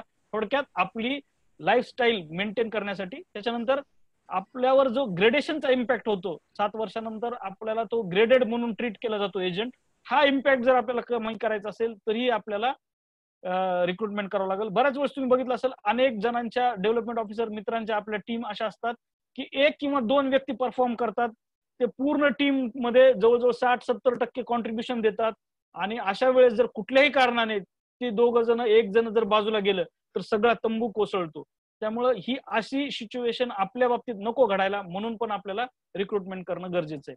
त्याचबरोबर healthy competition amongst existing agents. तुम्ही बऱ्याच वेळेस बघितलं असेल की आपले जे एक्झिस्टिंग एजंट असतात त्यांच्यामध्ये एक इन्सिक्युरिटीची भावना निर्माण होते ज्या वेळेस नवीन एजंट परफॉर्म करायला लागतात. त्यांना असं वाटतं की साहेब आता आमच्याकडे पहिल्यासारखं लक्ष देणार नाहीत, आता जर हा नवीन चांगलं काम करतो तर त्याच्याकडे जातात, त्याच्यामुळे त्यांचा पण परफॉर्मन्स वाढतो. तर या सगळ्या कारणामुळे आपल्याला रिक्रुटमेंट करणं आवश्यक आहे. देशपांडे साहेबांनी फार छान मुद्दा सांगितला की बाबा काल सहज बोलता बोलता की बऱ्याच वेळेस असं होतं की सिनियर डिओनचं एक निग्लिजन्स असतो याप्रती, तर त्यांनी पण काय करायला पाहिजे हा मुद्दा मला त्यांच्या संभाषणातून जाणवला, त्यामुळे मी हा ऍडिशनल ऍड केलेला याच्यात. सिनियर डिओननी काय केलं पाहिजे, तर साहेब तुम्हाला माहिती आहे की आजपर्यंत तुम्हाला LICने सगळं दिलेलं आहे. तुम्ही जे जे आयुष्यात मनोवांछित जे जे होतं ते सगळं LICने तुम्हाला दिलेलं आहे. मला असं वाटतं की हे परत LICला रिक्रुटमेंटच्या स्वरूपामध्ये वापस देण्याची ही वेळ आलेली आहे. या अर्थाने आपण रिक्रुटमेंट केली पाहिजे. त्याचबरोबर जसं 100x4 रिले रनिंग स्पर्धा असते त्याच्यामध्ये एक एक बॅटन पुढे द्यावं लागतं, तसं तुम्ही जो परफॉर्मन्सचं स्टँडर्ड ठेवलेलं आहे हे बॅटन अशाला असं नेक्स्ट जनरेशन पर्यंत जर पोहोचायचं असेल तर आपल्याला रिक्रुटमेंट करावं लागेल. त्याचबरोबर आपल्या ज्युनियर्स मध्ये एक चांगलं एक्झाम्पल सेट करायचं असेल, लीड फ्रॉम फ्रंट करायचं असेल तरी आपल्याला रिक्रुटमेंट करणं आवश्यक आहे. बऱ्याच वेळेस आपण नवीन बिझनेसमध्ये इतका ऍब्सॉर्ब झालेला असतो की आपण रिक्रुटमेंटच्या मेथड्सवर काही प्रयोग करून बघत नाहीत. त्यातल्या त्यात तुम्हाला जाणवत असेल म्हणजे जे सिनियर डेव्हलपमेंट ऑफिसर असतील की टेक्नॉलॉजीला ते तेवढं अडॉप्ट करत नाहीत किंवा प्रो टेक्नोसॅव्ही नसतात. अशा वेळेस तुम्हाला संधी आहे की तुम्ही काही डिजिटल रिक्रुटमेंटच्या मेथड्स वापरायच्या. जसं आता आपण बघतोय की व्हॉट्सअप माहिती नव्हतं, फेसबुक माहिती नव्हतं, झूम माहिती नव्हतं, पण हळूहळू आपण त्या बाबतीत शिफ्ट झालात. तसंच एक प्रयोग म्हणून डिजिटल रिक्रुटमेंट मेथड्स वापरायला काय हरकत आहे. आणि सगळ्यात महत्वाचं म्हणजे 98G चे जे डेव्हलपमेंट ऑफिसर, मी नाव विसरलो, अमोल, जे तुम्ही म्हणाला होते की त्यांचं असं मिशन आहे की मी माझ्या रिटायरमेंट पर्यंतच्या शेवटच्या दिवसापर्यंत मी रिक्रुटमेंट करत राहणार आहे. तर मित्रांनो तुमच्याकडनंही हेच स्पिरिट अपेक्षित आहे. Retire with pride. हा, Keshav Kale sir, okay sir. Retire with pride and giving wholeheartedly. जर तुमच्याकडे आम्ही बघितलं तर असं वाटलं पाहिजे की हे साहेब शेवटच्या दिवसापर्यंत करतात, आपल्याला अजून इतके दिवस काढायचे LIC मध्ये.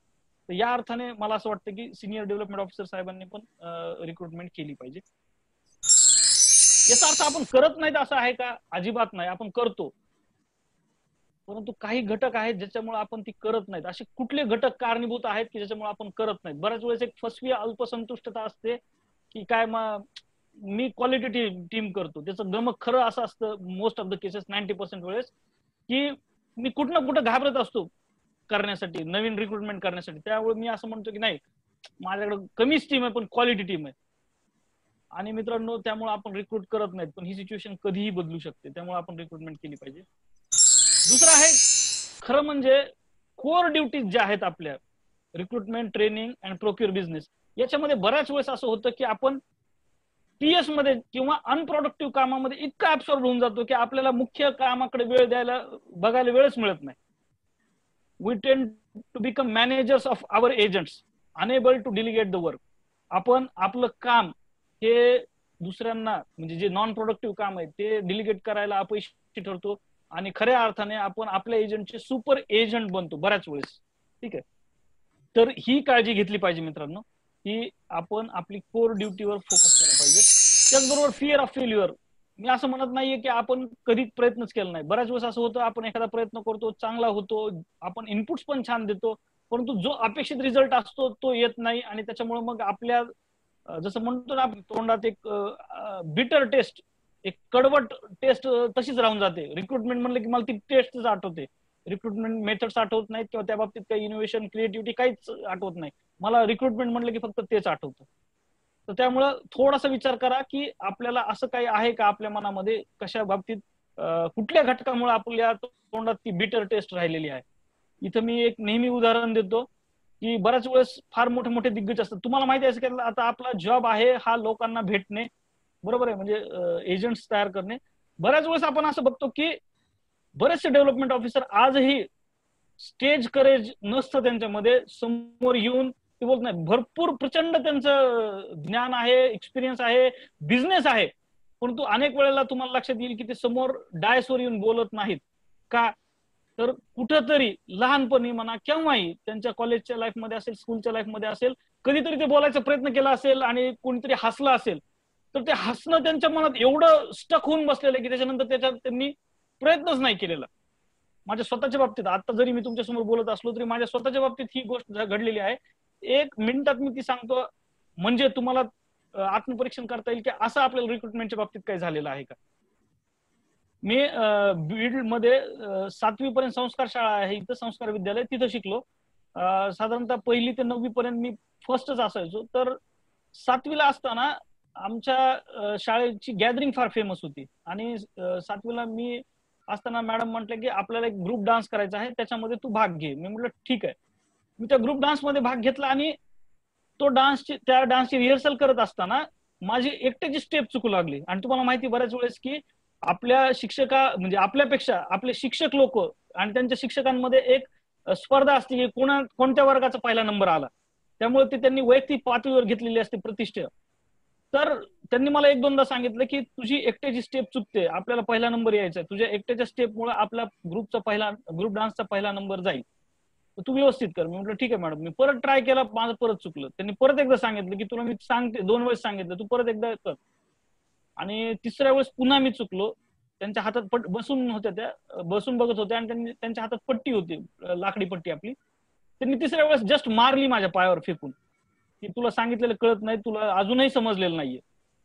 मित्रांनो, ती पट्टी फक्त पायावर नाही लागली, त्याचा जो ओरखडा आहे तो माझ्या मनावर इतका कायम बिंबवल्या गेला की 7वी पासून MSc ऍग्री पर्यंत मी कधीही कुठल्याच स्टेजवर आलो नाही. अनेक वेळेस कॉम्पिटिटिव्ह फोरम जे परभणीचं आहे, मी तुम्हाला आता ओघात बोललो, तिथं मी माझ्या मित्रांना सांगायचो की तुम्ही इथं स्टेजवर जाऊन काय बोलायचं, तुम्ही बोला, मी सांगतो, तुम्ही बोला.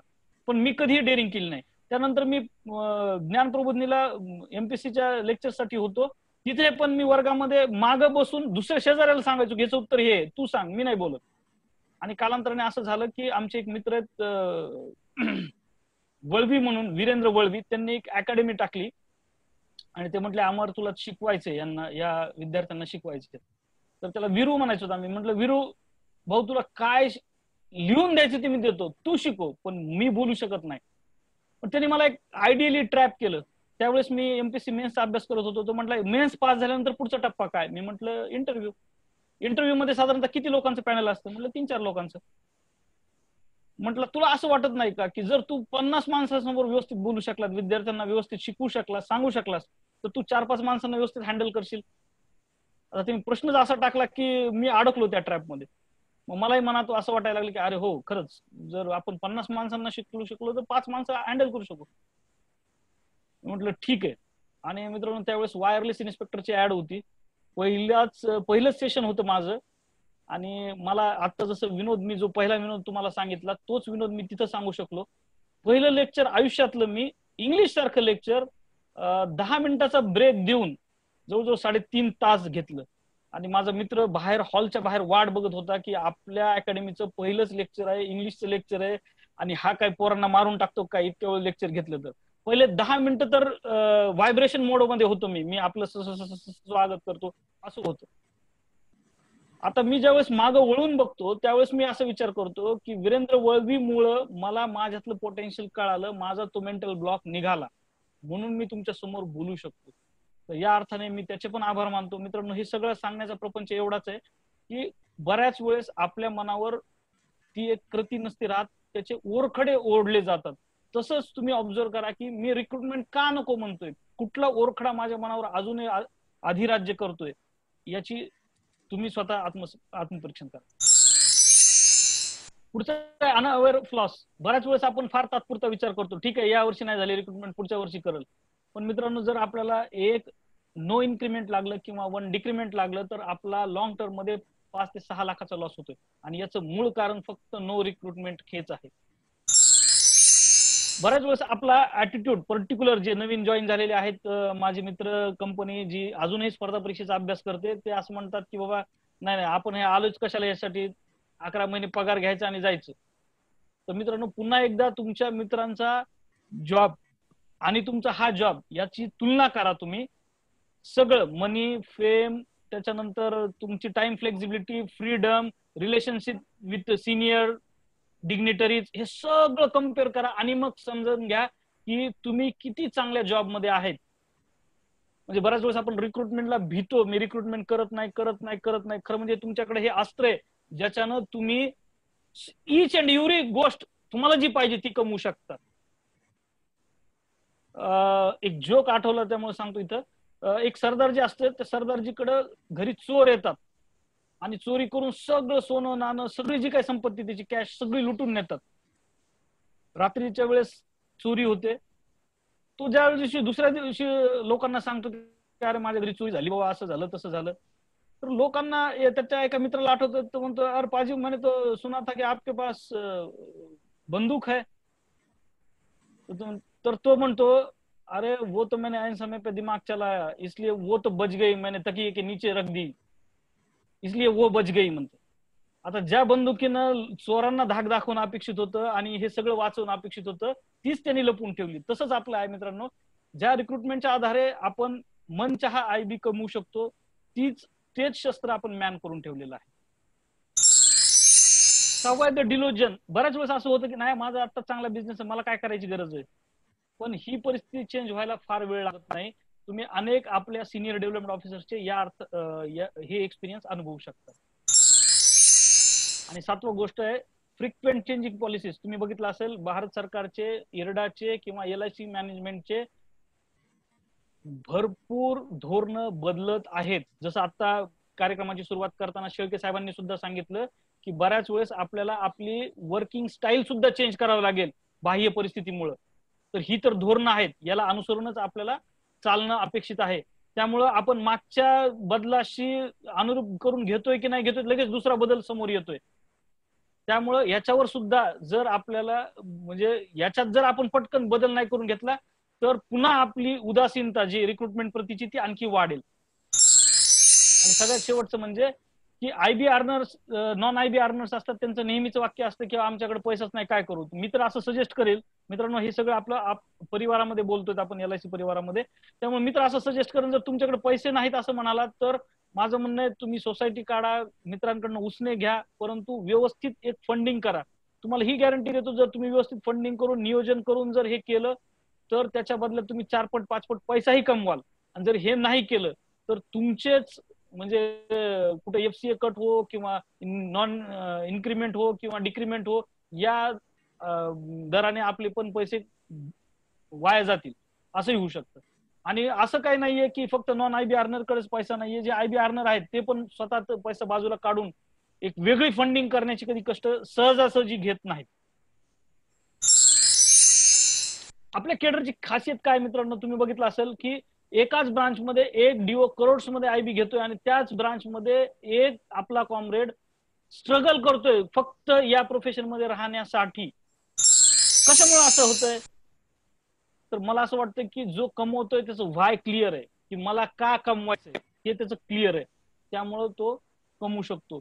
तर आपल्या प्रोफेशन मधली जी टाइम फ्लेक्झिबिलिटी आणि फ्रीडम आहे ही त्याच्यासाठीच वरदान आहे ज्याचं व्हाय क्लिअर आहे, मला का करायचं हे ज्याचं क्लिअर आहे त्याच्यासाठी वरदान आहे. ज्याला काच कळलं नाही त्याच्यासाठी हा सर्वात मोठा शाप आहे.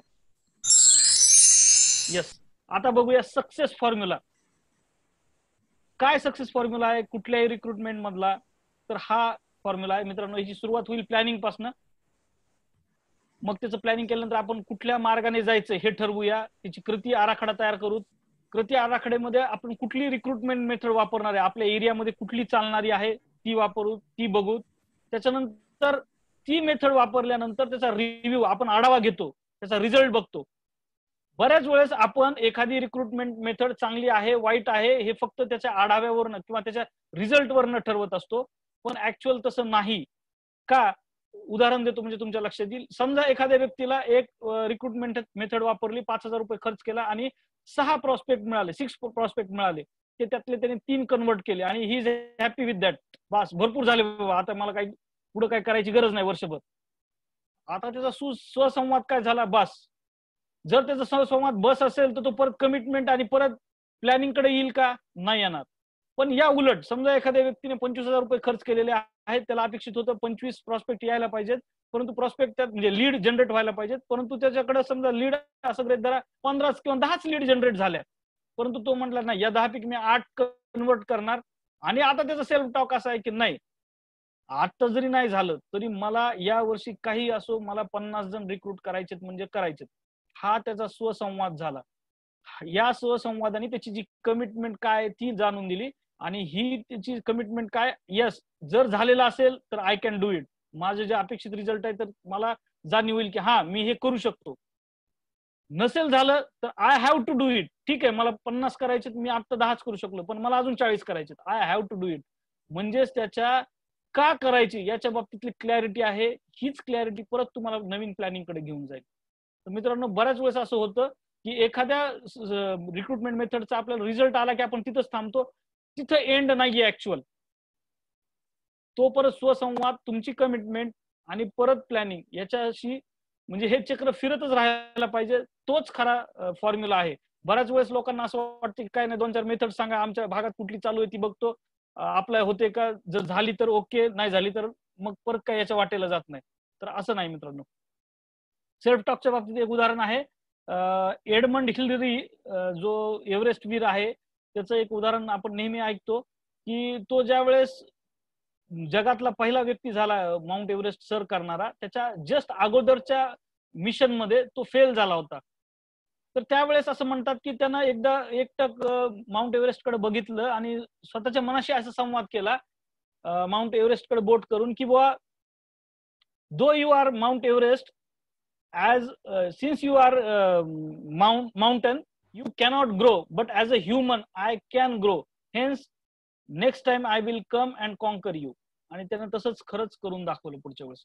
त्यामुळे मित्रांनो, मेथड कुठलीही वापरा, जर तुम्ही सेल्फ टॉक वरून कमिटमेंट कडे येत नसाल तर ती मेथड तुमची लाईफ लॉंग राहणार नाही किंवा ही रिक्रुटमेंटची प्रोसेस कंटिन्यू राहणार नाही. मी परत एकदा आता हे सांगितलं तुम्हाला की जर ही प्रोसेस कंटिन्यू राहायची असेल तर तुमची का थॉट क्लिअरिटी जास्त महत्वाची आणि तुमची कमिटमेंट जास्त महत्वाची आहे. आता ऍक्च्युअल आपण मेथड्सवर येतोय. बऱ्याच मेथड्स तुम्हाला असं वाटेल की ही काय फालतू, हे आमच्याकडे नाही चालत, ही काय ऐकायची गरज नाही, परंतु मी बारीक मायन्यूट डिटेल्स सांगतो त्याचे. जर तुमच्याकडे लागू झाले वेल अँड गुड, नाही झाले तरी तुमच्या ज्ञानात भर म्हणून असू द्या. कारण मी जवळजवळ यातली प्रत्येक मेथड वापरलेली आहे. मला कुठल्या मेथडमध्ये काय रिझल्ट आलाय किंवा काय काळजी घेतली पाहिजे हे मी सांगू शकेन आपल्याला माझ्या अनुभवातनं. पहिलं आहे पॅम्पलेट्स. बऱ्याच वेळेस असं होतं की मी बरेच जणांचे पॅम्पलेट्स बघायचो, मी येण्याच्या इथं अगोदर किंवा नगरला पण बघायचो. आपण एक तर ते ब्लॅक अँड व्हाईट करायचो, त्याचबरोबर जे एजन्सीचे बेनिफिट्स आहेत ते मध्येच कुठतरी म्हणताल परदेशी दौरा, मध्येच म्हणाल विमानाने प्रवास करण्याची संधी, मध्येच फर्निचरसाठी ऍडव्हान्स, याच्यामध्ये कुठंही एक युनिफॉर्मिटी किंवा एक हायरार्ची असं किंवा एक पॅटर्न, व्यवस्थित पॅटर्न असं कुठंच दिसलं नाही. त्यामुळे पहिलं सगळ्यात महत्वाचं कारण म्हणजे काय काळजी घ्यायची आपल्याला की आपले जे पॅम्पलेट्स आहेत हे एक अट्रॅक्टिव्ह असले पाहिजेत, कलरफुल असले पाहिजेत, चित्रांचा भरणा जास्त असला पाहिजे, काही कॅची वर्ड्स असले पाहिजे की ज्याच्याने आपल्यामध्ये त्या समोरच्या व्यक्तीमध्ये क्युरिओसिटी जनरेट झाली पाहिजे आणि जी लँग्वेज आहे ही अपिलिंग असली पाहिजे. तुम्हाला एक नमुना म्हणून एक पॅम्पलेट मी इथं दाखवलेला आहे.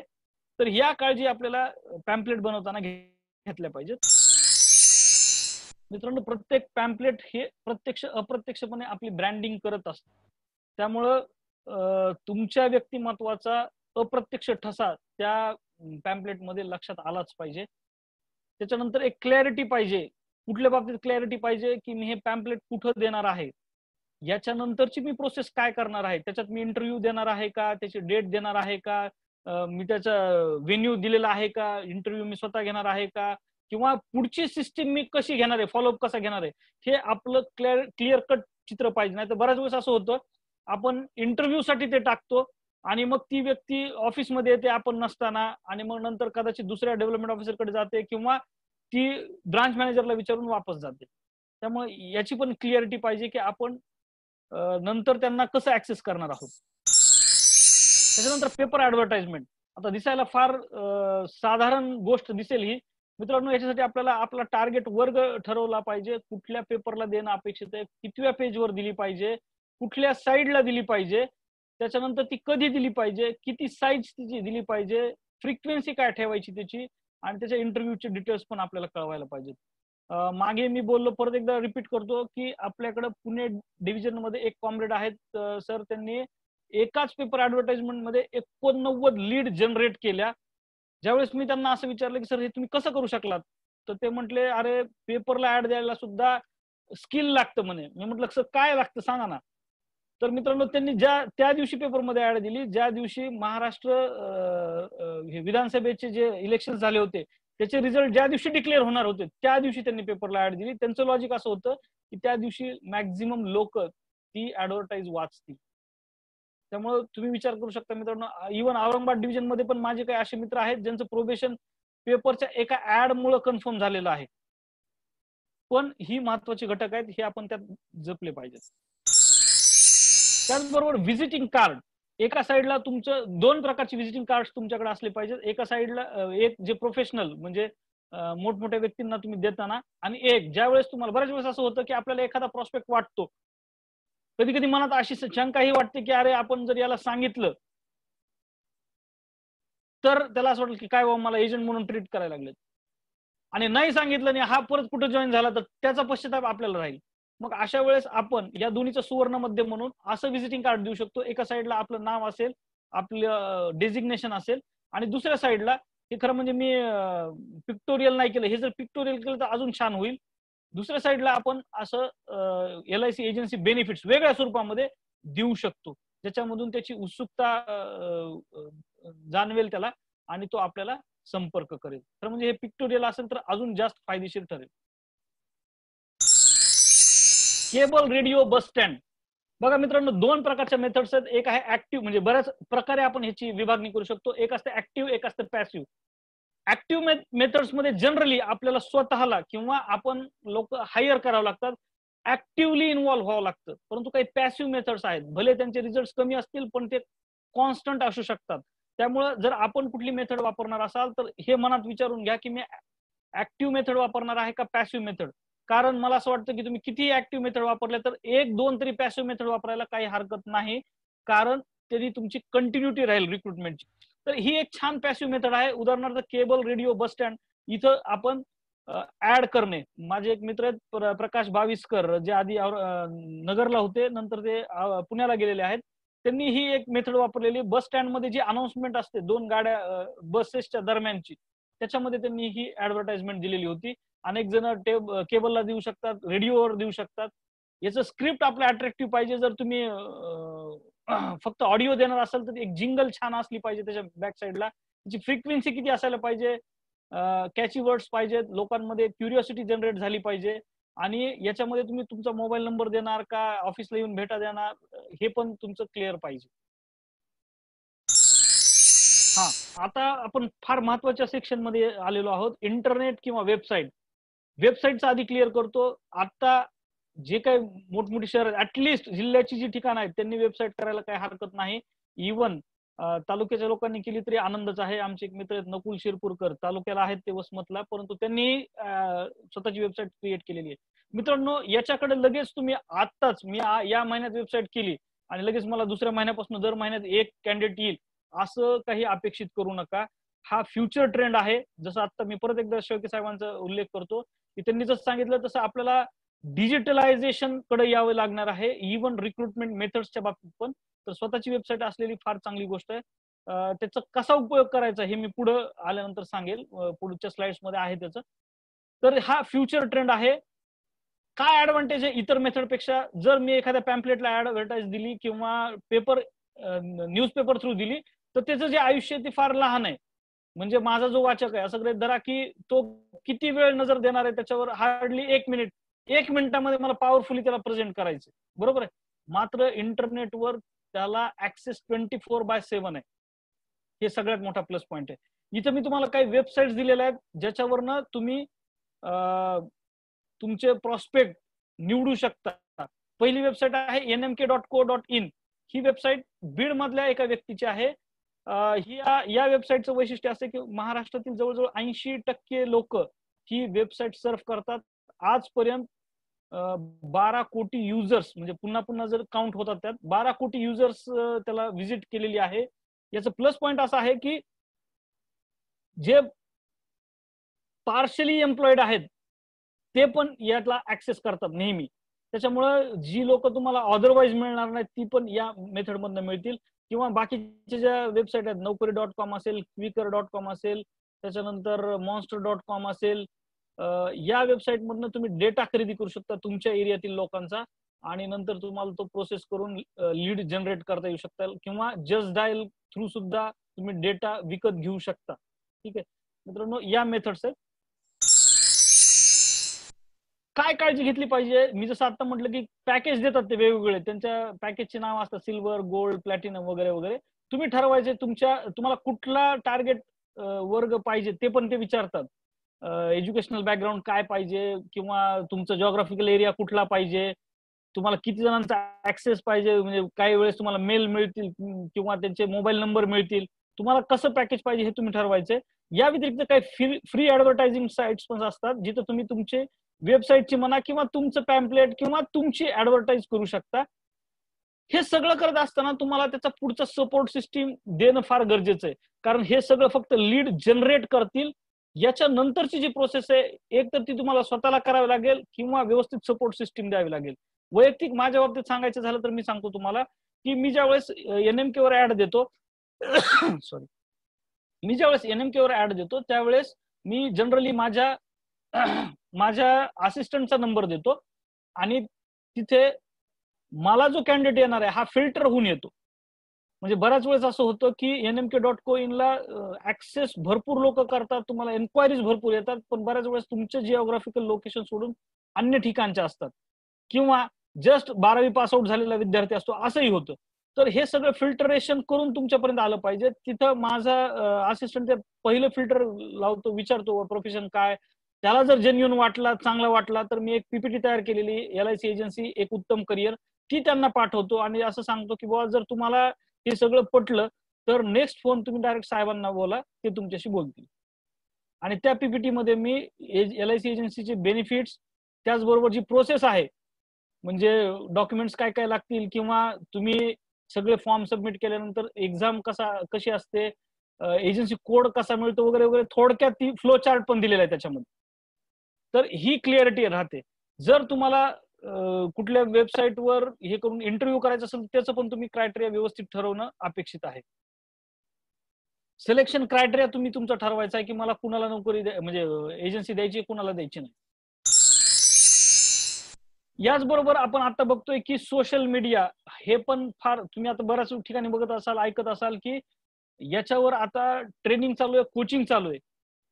परवा दिवशीच मी कुठल्या तरी डेव्हलपमेंट ऑफिसरांकडून ऐकलं की राजेश टागोर सर ची एक कोचिंग चालू आहे की एजंटला तुम्ही स्वतःचा व्हिडिओ कसा तयार स्वतःचा स्टुडिओ कसा तयार करायचा.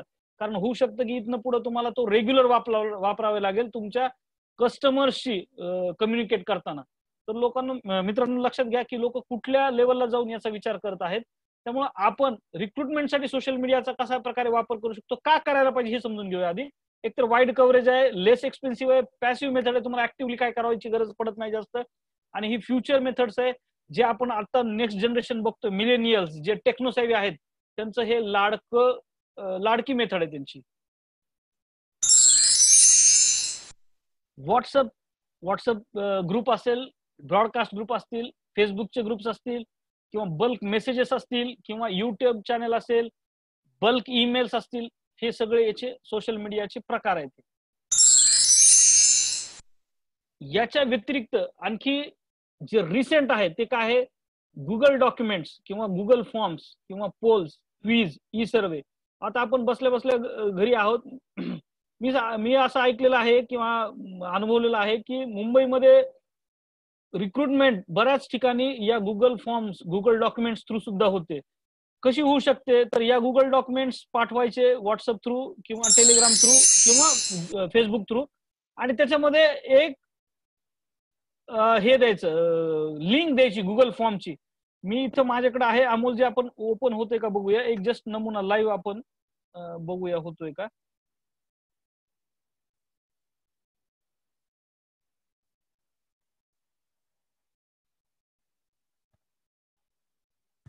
इंटरनेट सुरू आहे ना?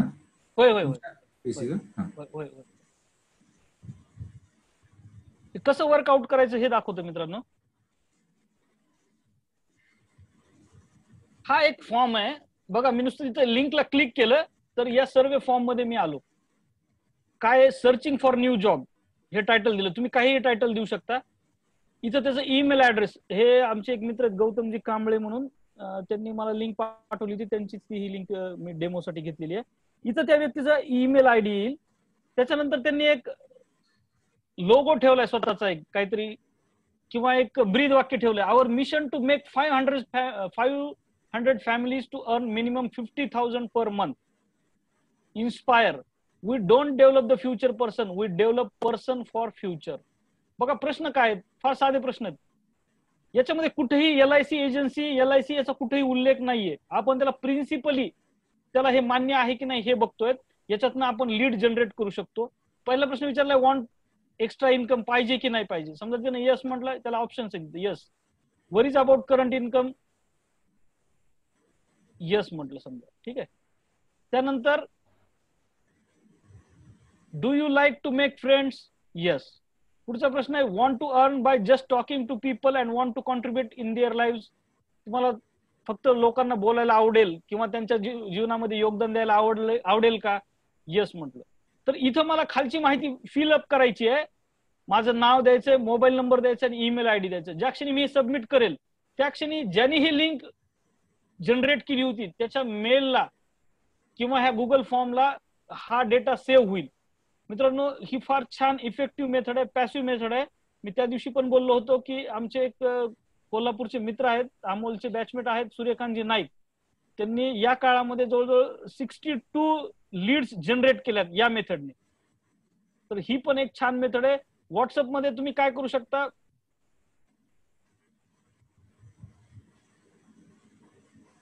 व्हॉट्सअपमध्ये तुम्ही ही लिंक टाकू शकता आणि याच्या ज्या लीड्स आहेत या तुमच्या मेलला येऊ शकतात. नंतर तुम्ही तो डेटा अनालाइज करून त्या व्यक्तींना बोलू शकतात, ठीक आहे. तर हे जे प्रश्न आहेत मी तुम्हाला लाईव्ह ह्याच्यात दाखवले, हे असे आपण प्रश्न फॉर्म करू शकतो. त्याच्यानंतर रेफरन्सेस, ही एक फार छान मेथड आहे या अर्थाने की आपण सेकंड पर्सन असतो. आपल्या आधी कुणाकडनं तरी आपण आलेलो आहोत असं म्हटल्यानंतर त्या व्यक्तीवर एक छान इम्प्रेशन राहतं किंवा एक सेकंड लाईन ऑफ डिफेन्स राहतो. तर हे आपण कुठनं घेऊ शकतो, आपल्या एक्झिस्टिंग टीम मधून घेऊ शकतो, आपल्या मित्रांकडनं घेऊ शकतो, नातेवाईकांकडनं घेऊ शकतो किंवा शेजाऱ्यांकडनं घेऊ शकतो. सगळ्यात महत्वाचं म्हणजे आपल्या फोन बुक मधनं घेऊ शकतो. एक्झिस्टिंग क्लायंट्स जे आपल्या बाबतीत फार समाधानी आहेत त्यांच्याकडनं पण आपण हे घेऊ शकतो.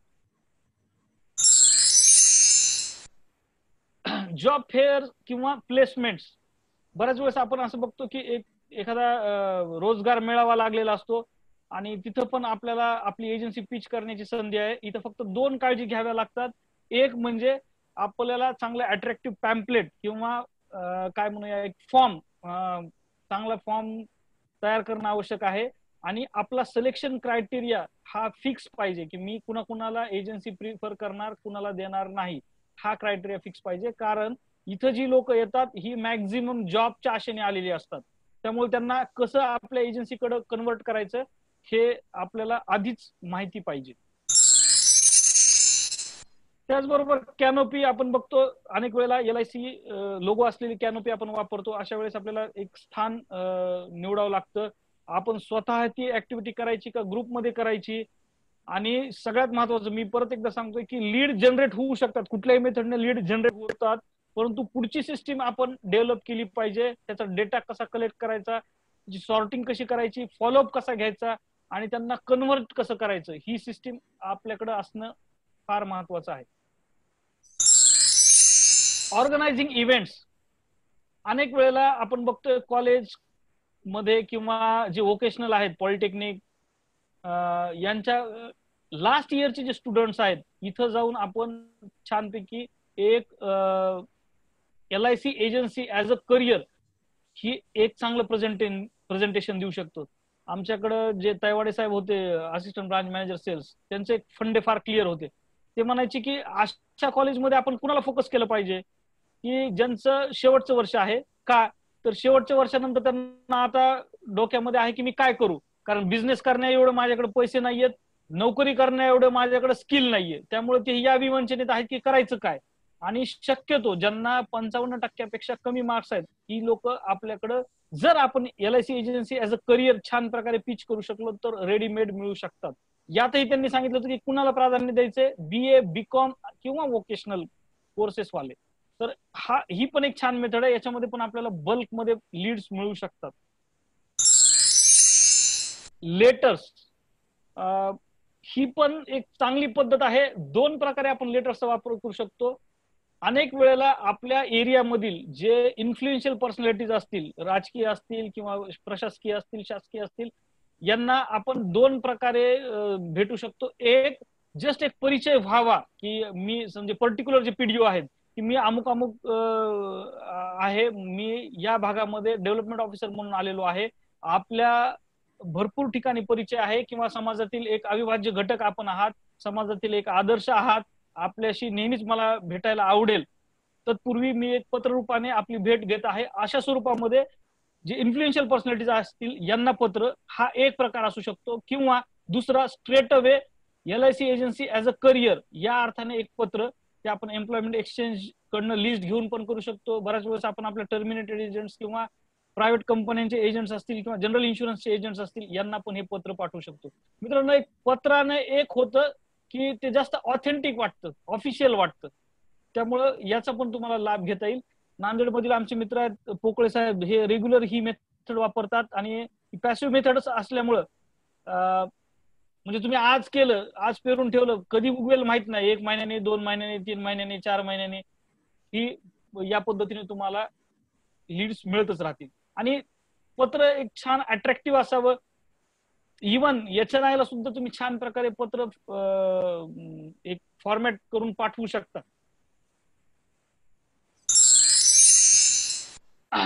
आत्ताची आधुनिक मेथड मध्ये ही टेलिकॉलिंग आहे. याच्यामध्ये तुम्हाला डेटा विकत घेता येतो. मी जसं म्हटलं, तुम्हाला कुठल्या वयोगटातील डेटा पाहिजे, कुठल्या प्रोफेशनल मधला पाहिजे, हे सगळं तुम्ही ठरवून हा डेटा विकत घेता. तुम्ही एक छान स्क्रिप्ट तयार करून द्यायची. जो कोणी टेलिकॉलर तुम्ही हायर कराल, मेल असेल फिमेल असेल, त्यांना एक छान स्क्रिप्ट द्यायची. तुमची जी स्क्रिप्ट आहे ही कमीत कमी शब्दाची आणि जास्तीत जास्त आशय निर्माण करणारी, जास्तीत जास्त क्युरिओसिटी निर्माण करणारी असायला हवी. त्याचबरोबर तुम्ही CCA किंवा RCA या आधारे पण एजन्सी पिच करू शकता. मी पुन्हा पुन्हा उल्लेख केला, मागे मी उल्लेख केला होता, आमच्या औरंगाबाद डिव्हिजनचे जे मित्र आहेत स्वस्तिकजी कंदी, यांनी मागच्या वेळेस ही मेथड वापरली. जवळजवळ 42 एजंट त्यांनी फक्त या मेथडवर रिक्रूट केले. मागच्या कारवा स्पर्धेमध्ये मला वाटतं कदाचित ते वेस्टर्न झोन मध्ये फर्स्ट असतील. तर मित्रांनो, ही पण एक छान मेथड आहे. जर तुम्ही केली नसेल अगोदर तर करू शकता. आपल्या टर्मिनेटेड एजंट्सला सुद्धा कॉल करू शकता. त्यांना असं म्हणू शकता की बघा, तुम्ही जर आमच्या बरोबर राहिले असते आज, तर या पडतीच्या काळात सुद्धा आपल्या LIC ने तुम्हाला कोविड ऍडव्हान्स दिलेला आहे. तुमच्याच मित्रांना जे तुमच्या बरोबर लागलेले होते त्यांना आज 50-50 हजार रुपये दिलेले आहेत. कदाचित हा त्यांच्यासाठी परत आपल्याकडे येण्याचा मुद्दा असू शकतो. आणि मी जसं म्हणालो की एकदा हा जो टेलिकॉलर आहे हा फक्त स्पीच देईल, परंतु पुढची सपोर्ट सिस्टीम तुम्हाला कशी हँडल करायची हे तुम्ही आधीच ठरवलेलं पाहिजे. अदरवाईज काय होतं की एकाच वेळेस 10-12 जण येतात किंवा 2-3 जण जरी आले आणि जर आपली मेथड म्हणजे आपण जर डिफाईन केलेली नसेल तर पुढे आपण त्यांचा फॉलोअप नाही घेऊ शकत. त्यानंतर कोल्ड कॅनव्हासिंग, अर्बन मध्ये जा किंवा रुरल मध्ये जा, डायरेक्ट रॅन्डम गावामध्ये जा, एखाद्या रुरल मध्ये पर्टिक्युलर त्या भागातील, जसं सर्वे मध्ये असतं की या गावचं लोकसंख्या किती आहे, सरपंच कोण आहे, ग्रामसेवक कोण आहे, कुठल्या कुठल्या इन्फ्रास्ट्रक्चर आहे, शाळेत 10वी पर्यंत गावात ती शाळा 10वी पर्यंत आहे, 7वी पर्यंत आहे, अजून काय इन्फ्रास्ट्रक्चर, पीएससी आहे का, एखादी पतसंस्था आहे का, एखादी बँक आहे का. यातनं जसं जसं तुम्ही जाल आणि हा सर्वे घ्याल तसं तसं तुम्हाला लक्षात येईल की आपले लीड्स कुठले असतील, आपले प्रॉस्पेक्ट्स कुठले असतील. त्या गावातील एखादा स्वस्त धान्य दुकानदार असेल किंवा वाचनालयवाला असेल किंवा जिमवाला असेल किंवा एखादा कृषी दुकानदार असेल, हे आपले चांगले प्रॉस्पेक्ट होऊ शकतात. जितकं तुम्ही हा सराव कराल तितकं तुमची एक नजर तयार होईल आणि तुम्हाला त्या व्यक्तीकडे बघितले की लक्षात येईल की हा प्रॉस्पेक्ट आपला होऊ शकतो की नाही. मोबाईल व्हॅनची ऍक्टिव्हिटी आहे, आपल्याला पटो न पटो LIC मुळे आपण बऱ्याच वेळेस मला वाटतं LIC वर्षातनं 1 किंवा 2 वेळेस ही संधी आपल्याला उपलब्ध करून देते. आपल्याला याचा चांगल्या प्रकारे वापर करता येतो. तुम्ही बघत असाल चित्रामध्ये ते जे बॅनर आहे LIC एजन्सीचं ते लावलेलं आहे. तर अशा वेळेस आपण आपले स्वतःचे पॅम्पलेट्स पण वाटू शकतो, लाऊडस्पीकरनं पण ऍडव्हर्टाईज करू शकतो. सगळ्यात महत्वाची मेथड म्हणजे आपण वीकली, आठवडी बाजार जे आहेत रुरल भागामध्ये जे फेमस असतात तिथं पण या मेथडचा वापर करू शकतो, डेटा कलेक्ट करू शकतो आणि नंतर आपण त्याचा फॉलोअप घेऊन मोठ्या प्रमाणावर मास रिक्रुटमेंट करू शकतो. आणि ही सगळ्यात शेवटची मेथड आहे की HNI आपण कसे रिक्रूट करू शकतो. सगळ्यात महत्वाचं म्हणजे HNI ला आपण त्याच्या लेवलची वाटणं फार अपेक्षित आहे. HNI आपल्याला बाहेर रॅन्डम मार्केटमध्ये मिळणार नाहीत. त्यांची जी स्थानं आहेत, वेगवेगळे क्लब्स असतील, प्रतिष्ठित क्लब असतील त्या शहरामधील किंवा सामाजिक उपक्रम असतील, सामाजिक संस्था असतील, तिथं हे तुम्हाला HNI मिळू शकतील. सगळ्यात महत्वाचं मी जसं म्हटलं की आपण त्यांच्या लेवलचे त्यांना वाटलो पाहिजेत, आपण एक्सपर्ट वाटलो पाहिजेत. याच्यामध्ये आपला त्यांचा अभ्यास पाहिजे की याचा ड्रायव्हिंग फोर्स काय, या व्यक्तीचा काय सांगितल्यानं हा इकडे येऊ शकतो, वळू शकतो. त्यामुळे आपण त्या प्रकारे त्यांना एजन्सी पिच करू शकतो. आणि सगळ्यात महत्वाचं म्हणजे त्यांना सर्व्हिसिंग कशी मिळणार याची आपण आधीच मेथड डिफाईन केली पाहिजे. अदरवाईज बऱ्याच वेळेस असं होतं की ती व्यक्ती असं गृहीत धरून चालते की तो फक्त माणूस दाखवेल, पुढचं सगळं प्रोसेस तुम्ही कराल. त्यामुळे ही थोडीशी डिफाईन्ड मेथड पाहिजे की पुढच्या सर्व्हिसिंगचा आस्पेक्ट आपण कसा सांभाळायचा. मित्रांनो, इथपर्यंत मी तुम्हाला मेथड सांगितल्या. आता हे हॉट प्रॉस्पेक्ट कुठले आपले असे रेडीमेड प्रॉस्पेक्ट आहेत, त्यांना जर तुम्ही सांगितलं तर ते लवकर आपले LIC एजन्सी घेऊ शकतात. शेअर ब्रोकर्स, म्युच्युअल फंड किंवा रिअल इस्टेट एजंट्स सध्या बेरोजगारीमध्ये आहेत. हे चांगल्या प्रकारे आपण आता एजन्सी त्यांना पिच करू शकतो. त्याचबरोबर टॅक्स कन्सल्टंट्स असतील, अकाउंटंट्स असतील, टेम्पररी एम्प्लॉईज असतील, पर्टिक्युलर शाळेमधले. आज तुम्ही बघताय की अगदी खेडेपाड्यात सुद्धा इंग्लिश स्कूल मीडियम शाळा आलेल्या आहेत. त्यातल्या सर लोकांना किंवा मॅडम यांना तुम्ही बघितलं असेल तर जी सॅलरी आहे ती अगदी नॉमिनल असते, 5,000-6,000. परंतु त्यांचा कॉन्टॅक्ट चांगला असतो, त्यांचा एक मानाचं स्थान असतं पॅरेंट्सच्या नजरेमध्ये. तर ते पण आपले चांगले एजंट होऊ शकतात. किंवा रिटेल सप्लायर्स असतील, स्मॉल शॉप ओनर्स असतील, MR सेल्समन. बऱ्याच वेळेस आता हे स्मॉल शॉप ओनर्सच्या पर्यंतचे जे लोक आहेत यांना मार्केटिंगचा काहीही अनुभव नाहीये. म्हणजे एकदा हे आपल्या प्रवाहामध्ये आल्यानंतर आपल्याला त्यांना मार्केटिंगची, सेल्सची ट्रेनिंग द्यायची. परंतु रेडीमेड मार्केटिंगचा अनुभव असलेले किंवा सेल्सचा अनुभव असलेले ही पण लोक आपण घेऊ शकतो, MR सेल्समन किंवा मार्केटिंग एक्झिक्युटिव्ह. त्याचबरोबर BHMS डॉक्टर असतील, BMS डॉक्टर असतील, वेटरनरी डॉक्टर असतील, यांचा दांडगा संपर्क असतो ग्रामीण भागामध्ये. आणि ग्रामीण भागामध्ये त्यांना MBBS डॉक्टर एवढंच मानाचं स्थान असतं. त्यामुळे जर तुम्ही व्यवस्थित एजन्सी पिच करू शकलात तर हे आपले एक चांगले प्रॉस्पेक्ट आहेत. पिग्मी एजंट, RD एजंट यांचा रोज जनतेशी संपर्क असतो. फक्त तुम्हाला एक गोष्ट त्यांच्या बाबतीत काळजी घ्यावी लागते. मी जसं म्हटलं की बऱ्याच वेळेस RD एजंट हे झापडबंद विचाराचे असतात, इकडे तिकडे पण बघत नाहीत ते. म्हणजे पिग्मी एजन्सी आणि मी एवढंच. तर यातनं जर तुम्ही त्यांना ब्रेक करू शकले आणि तुला वाढीव उत्पन्न कसं आवश्यक आहे, मला असं वाटतं की कोविडनं सगळ्यांनाच पार्श्वभूमी, ही पृष्ठभूमी तयार करून दिलेली आहे की या काळामध्ये एक्स्ट्रा इन्कमचं काय महत्व आहे, तुझ्या एक इन्कम स्त्रोताशिवाय ऍडिशनल इन्कमचं काय महत्व आहे. मला वाटतं ह्या इतकी चांगली पिच एजन्सी पिच करण्याचा पॉइंट आहे की हा सगळ्यांनाच लागू होणार आहे. त्याचबरोबर BCA, बँक मित्र किंवा महाई सेवा केंद्र, सेतू ओनर्स यांच्याकडे स्वतःचं इन्फ्रास्ट्रक्चर आहे. म्हणजे उद्या चालून तुमचा ग्रामीण भागातील एखादा एजंट जर प्रॉस्पर झाला तर आपण त्याला काय म्हणतो की आता तुझं स्वतःचं ऑफिस टाक, परंतु यांच्याकडे ऑलरेडी ते इन्फ्रास्ट्रक्चर आहे. त्यामुळे हे पण फार छान प्रॉस्पेक्ट आहेत. याचबरोबर जो निग्लेक्टेड गट आहे तो म्हणजे महिला बचत गट किंवा जनरल इन्शुरन्स एजंट्स, रिपोर्टर्स. आता जसं मी परत परत सांगतोय की कोविडच्या पार्श्वभूमीवर दुसऱ्या इन्कमचं काय महत्व आहे हे सगळ्यांना कळलेलं आहे. त्यामुळं अनायासे तुम्ही यांना आपली एजन्सी पिच करू शकता. आता सगळ्यात महत्वाचं म्हणजे लीड आपल्याकडे आलेली आहे. तर ही lead to agency code conversion यातला जो प्रवास आहे तो आपण बघूया. सगळ्यात महत्वाचं म्हणजे एक गोष्ट कायम डोक्यात ठेवली पाहिजे की या व्यक्तीची एजन्सी घेण्याची इच्छा, ही जी इच्छा आहे ह्या इच्छेचं आयुष्य फार लहान आहे. त्यामुळं त्याला तो ज्यावेळेस पॉझिटिव्ह आहे त्याच क्षणी आपण त्याला अप्रोच करणं फार महत्वाचं आहे. कसं अप्रोच केलं पाहिजे, मी मगाशी तुम्हाला बोलता बोलता सांगितलं होतं की माझी अप्रोचची मेथड अशी आहे की माझ्या असिस्टंटकडे मी ही PPT दिलेली आहे किंवा माझ्याकडे पण ती PPT आहे. जशी मला कुठली लीड जनरेट होईल त्या क्षणी मी त्याला ती PPT देतो आणि असं म्हणतो की याच्यामध्ये सगळे डिटेल्स दिलेले आहेत, तुम्ही सगळे वाचून घ्या आणि तुम्हाला जर काही शंका असेल तर फोन करा.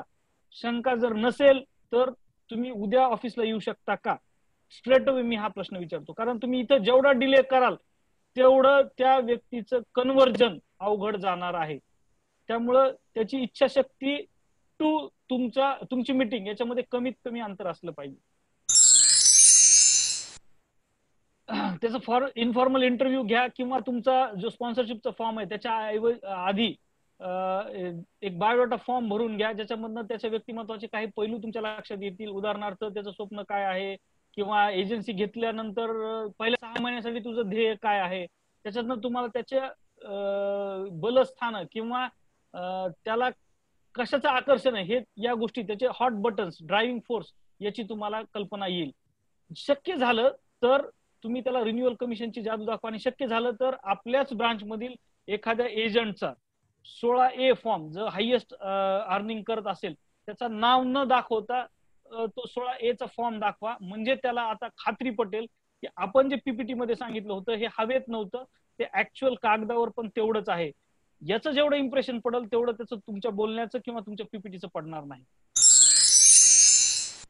आणि जसं मी म्हटलं की त्या बायोडाटा फॉर्म मध्ये तुम्हाला लक्षात येईल की त्याच्या आदराची स्थानं काय आहे, त्याच्या आयुष्यात ड्रीम काय आहे किंवा त्याला काय व्हायचंय हे तुम्हाला त्या बायोडाटा फॉर्म वरून लक्षात येईल. तर तुम्हाला एजन्सी अशी पिच करायची की ते मिळवण्याचं तुझ्यासाठी साधन म्हणजे फक्त आणि फक्त LIC एजन्सी आहे. ठीक आहे. ज्या क्षणी मी म्हटलं ज्या क्षणी मी PPT पाठवतो त्या क्षणी मी त्या PPT मध्येच सांगितलं की डॉक्युमेंट्स काय काय लागतील ते डॉक्युमेंट्स घेऊन येणे.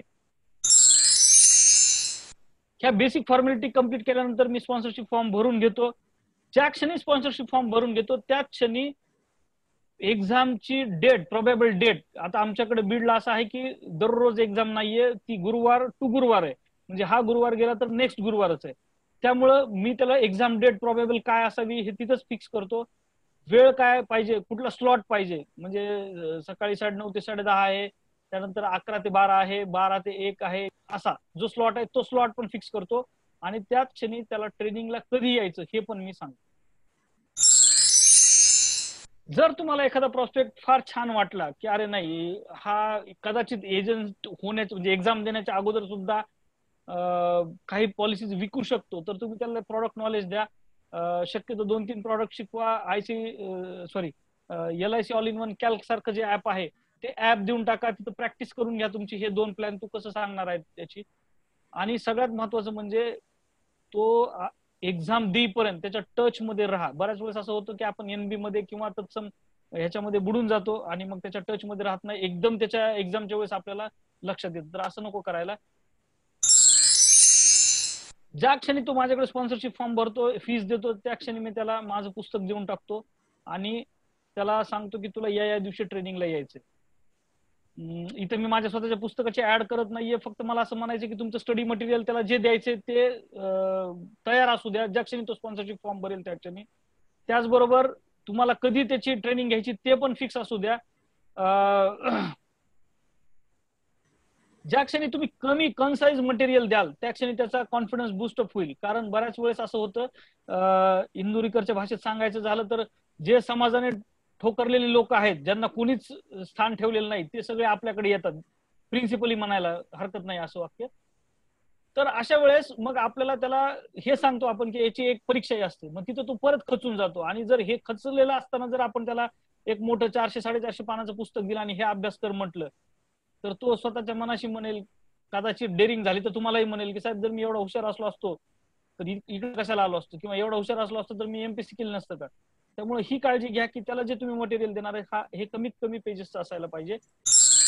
मी माझं पुस्तक देतो त्याच्यामध्ये मी काय काळजी घेतलेली, A4 साईज कलरफुल 30 पेजेसचं आहे. त्याच्यामध्ये तुम्ही जर बघत असाल लेफ्ट साईडला इकडं काही अक्षर ही लाल शाईमध्ये प्रिंट केलेली आहेत, काही पिवळ्या शाईमध्ये प्रिंट केलेली आहेत. म्हणजे ह्या पुस्तकाचं वैशिष्ट्य सगळ्यात महत्वाचं कलरफुल आहे, 30च पानामध्ये आहे. आपला सगळा सिलेबस याच्यात बसवण्याचा प्रयत्न केलेला आहे. दुसरी गोष्ट, जे परीक्षेत वारंवार प्रश्न विचारलेले आहेत हे प्रश्न वर लाल अक्षरात आणि इथं पिवळ्या अक्षरामध्ये मी दिलेले आहेत. म्हणजे मी ज्यावेळेस पुस्तक देतो त्यावेळेस त्याला सांगतो की 2 वेळा पुस्तक वाचायचं. पहिल्यांदा गोष्टीचं पुस्तक वाचल्यासारखं वाचायचंय, दुसऱ्यांदा जे पर्टिक्युलर लाल आणि निळे अक्षरामध्ये दिलेलं आहे ते परत वाच, कारण त्याच्यावरच परीक्षेत प्रश्न विचारलेला आहे. याच कारणामुळे मी माझ्या पुस्तकामध्ये ऑब्जेक्टिव्ह टाईप प्रश्न ठेवलेले नाहीयेत, कारण ऑब्जेक्टिव्ह टाईप प्रश्नांची जी उत्तरं आहेत तीच मी वेगळ्या शाईमध्ये प्रिंट केलेली आहेत. त्याचबरोबर माझं वैयक्तिक मत असं आहे की एक्झाम देण्याच्या अगोदर त्याला आपण लिटरली 1 ते 1.5 तास ट्रेनिंग दिलं पाहिजे. कशासाठी दिलं पाहिजे, काय दिलं पाहिजे हे बघूया आधी. तर मी त्याला प्रपोजल फॉर्म काय असतो, FPR काय आहे, पॉलिसी डॉक्युमेंट काय आहे, NB अंडररायटिंग काय आहे, क्लेम्स काय, लोन सरेंडर, पॉलिसी सर्व्हिसिंग, याची एक वरवरची माहिती देतो. याचे 2 फायदे आहेत ही माहिती देण्याचे. सगळ्यात पहिला फायदा असा आहे की जर परीक्षेमध्ये याच्यावर अप्लाइड प्रश्न विचारला तर तो सामान्य विद्यार्थ्यापेक्षा चांगल्या प्रकारे याचं उत्तर देऊ शकेल. आणि दुसरं, ज्यावेळेस तो पास होईल त्यावेळेस मला याची नव्यानं ओळख करून द्यायची गरज नाहीये. जस्ट तुम्हाला माहिती असेल तर मित्रांनो परत एकदा सांगतो की आपल्या एजंट पुढे ज्यावेळेस परीक्षा हे संकट उभं असतं त्यावेळेस त्याला 2 आघाड्यावर लढायचे परीक्षेमध्ये. पहिली आघाडी आहे ती म्हणजे विम्याची परिभाषा समजून घेणं. दुसरी आघाडी जी आहे ती त्याची लँग्वेज, मराठी भाषा समजून घेणं. म्हणजे विम्याची परिभाषा आणि आपली लँग्वेज. तुम्हाला माहिती असेल तर इन्शुरेबल इंटरेस्ट हा इंग्लिश मधला शब्द आहे, त्याला फार छान शब्द होता विमाहित. त्यांनी सिलेबस चेंज केला, ते केलं विमा करण्यायोग्य स्वारस्य. आणि आता जे परीक्षेत शब्द आहे त्याला इन्शुरेबल इंटरेस्टला ते आहे विमित व्याज. म्हणजे हे जे ट्रान्सलेशन झालेलं आहे हे गुगलवरनं झालेलं आहे, त्यामुळे त्याला ते जड जातं. ठीक आहे. आणि पुस्तकाच्या मागची माझी इतिहास असा आहे की मी ज्यावेळेस ट्रान्सफर घेतली त्यावेळेस सिलेबस चेंज झालेला होता. त्यावेळेस माझ्या काही एजंटला मला हिंदीमधनं परीक्षा द्यावी लागली. त्यामुळे एक स्वतः विद्यार्थी म्हणूनच मी त्याचा अभ्यास केला आणि नोट्स, जी काही ऍग्रीपासूनची सवय की नोट्स काढल्या पाहिजेत, त्या नोट्स काढल्या आणि एजंटला नेमकं काय द्यायचंय हे मी त्यातनं त्या प्रोसेसमधनं मी गेलेलो आहे आणि त्यातनं त्या पुस्तकाचा जन्म झालेला आहे. याच्या व्यतिरिक्त IC38चं एक ऍप पण आहे मोबाईल मधलं, त्याला रॅन्डम तू कधी पण तुला वेळ असेल तर एक अर्धा 1 तास घालवत जा आणि तुझी स्वतःची परीक्षा घेत जा असं आपण म्हणू शकतो. त्याचबरोबर याच्याही पेक्षा जर परीक्षेचा फी लिहायचा असेल तर IIII वेबसाईट आहे, त्याच्यावरती क्वेश्चन बँक दिलेली आहे 282 क्वेश्चन्सची. ती जर ती सोडवली तर त्याला ऍक्च्युअल परीक्षेचा फी लिहिल. कारण तुम्ही बघित असाल की मित्रांनो तुमचा प्रॉस्पेक्ट हा कितीही हुशार असेल आणि तुम्ही जर त्याला म्हटले की मला सांग बरं 5 प्रश्न कुठले कुठले आले होते परीक्षेत, तर तो सांगू शकत नाही. त्याचं रिझन असं आहे की ती जी लँग्वेज आहे आणि ह्या IIIच्या क्वेश्चन बँकची ही लँग्वेज ऑलमोस्ट सेम आहे. ते जर तुम्ही आधी वाचायला दिलं तर तो म्हणतो हा साहेब ही अशीच भाषा होती त्यातली, तर मग तो सांगू शकेल आणि बेटर पोझिशन मध्ये असेल एक्झाम देण्याच्या. हे सगळ्यांना माहिती की मलिक फॉर्म्युला त्याला सांगा, 3 प्रकारचे प्रश्न असतील. एक ज्याची गॅरंटेड उत्तर तुला माहिती आहेत, दुसरा कॅटेगरी असेल की ज्याच्यामध्ये तू कन्फ्युज्ड आहेस, आणि तिसरी कॅटेगरी असेल की ज्याच्यामध्ये तुला काहीच माहिती नाही.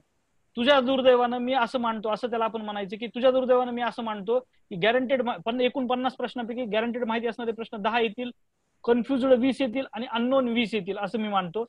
10 मध्ये तुला काही अडचण नाही, कारण ही 10 प्रश्न असे असतील की जे तुम्ही वाचता क्षणी पर्याय पण बघायची गरज नाही, तुझ्या मनात प्रश्नाचं उत्तर रेडी आहे. आता उरले प्रश्न 20 कन्फ्युज्ड आणि 20 कम्प्लीट अननोन. तर ज्या वेळेस मी कन्फ्युजन आहे असं म्हणतो त्या क्षणी मी रॅन्डम कन्फ्युजन नाही करत. 50% ए वाटतं, 50% बी वाटतं. मी असं कन्फ्युजन असतं माझं, 60% वाटतं ए आहे, 40% वाटतं डी आहे. तर जिथं तुझा कल जाईल तिथं ते तू पर्याय दे म्हणायचं. अशामध्ये 20 पैकी 5 प्रश्नाची उत्तर बरोबर यायला हरकत नाही. आणि जिथं कम्प्लीट अननोन असेल 4 पैकी कुठलाही एक पर्याय द्या. आम्ही जनरली बी फॉलो करतो, बी फॉर बॉम्बे. आणि याच्यामध्ये अननोन मध्ये आणखी 2 छोट्या हिंट आहेत. जर एखाद्या प्रश्नाचं उत्तर ऑल दी अबाव असेल एखाद्या प्रश्नामध्ये तर ते जनरली उत्तर असतं. आणि दुसरी गोष्ट, जर याच्यामध्ये समजा 3 पर्याय हे एका लेंथ पर्यंत आहेत आणि एकच पर्याय लांब लचक असेल तर जनरली ते पण उत्तर असतं. हा फॉर्म्युला कुठं वापरायचा आहे? अननोन मध्ये, कम्प्लीट अननोन मध्ये हा फॉर्म्युला आपण वापरू शकतो, आपल्या एजंटला सांगू शकतो. आणि जर तुमचा एजंट टेक्नो सावी नसेल तर त्याही आघाडीवर त्याला लावलं लागतं, क्लिक शिकत बसणे हे पण त्याला करावं लागतं. तर मला असं वाटतं मित्रांनो, जर तुम्ही ह्या सगळ्या स्टेप्स फॉलो केल्या तर तुमचा एजंट पहिल्याच अटेम्प्ट मध्ये पास होईल. लक्षात घ्या, तुमचा एजंट पहिल्याच अटेम्प्ट मध्ये पास होणं हे त्याच्याही पेक्षा तुमच्यासाठी महत्वाचं जास्त आहे, कारण तुमचा रिक्रुटमेंट मधील इंटरेस्ट त्याच्यामुळे सस्टेन होऊ शकेल. एकतर आपण रिक्रुटमेंट कमी करतो, फ्रिक्वेन्सी कमी आहे, आणि त्यात परत एजंट नापास होत असेल तर आपण परत रिक्रुटमेंट करायला धजणार नाहीत. त्याच्यामुळं एजंटनं पहिल्याच अटेम्प्ट मध्ये परीक्षा पास होणं त्याच्याही पेक्षा आपल्या स्वतःसाठी जास्त महत्वाचं आहे.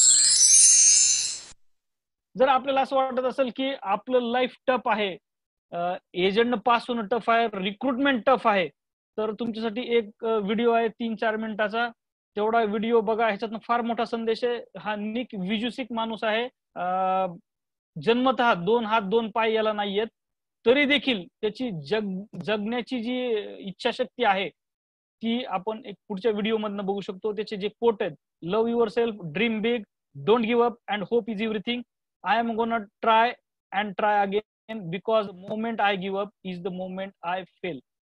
अमोलजी पुढचा व्हिडिओ आहे, एवढा video.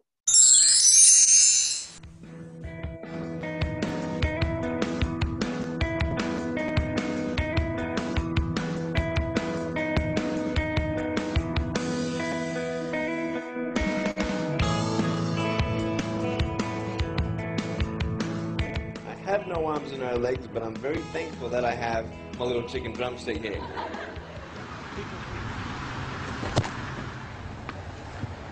I wasn't ready.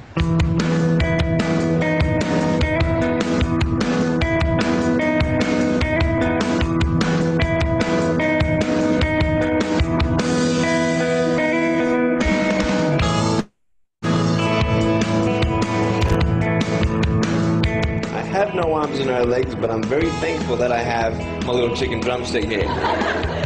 People freak out when they see me for the first time.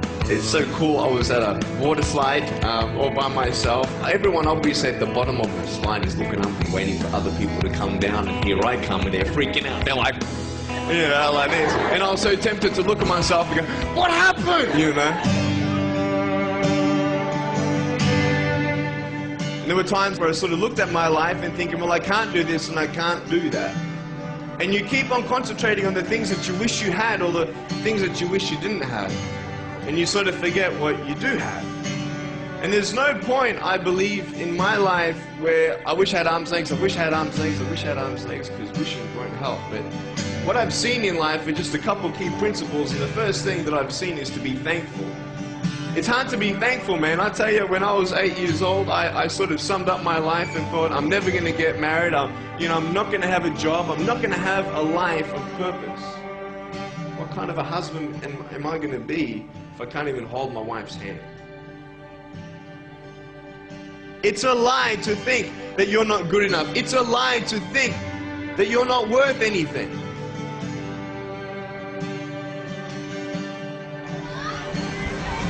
One more. Woo! It's freezing, I can't feel my hands. I love life. You know, so many people come and say, how come you smile so much? And I'm like, well, it's a long story. But it's very simple at the same time. You see, it's very hard to smile sometimes in life. There are things that happen that you don't know and you don't understand, and you don't know if you're going to get through it. You know, you go through your storms in life and you don't know how long this storm is going to be. And today I want to share with you some principles that I've learned in my life that you can use in yours.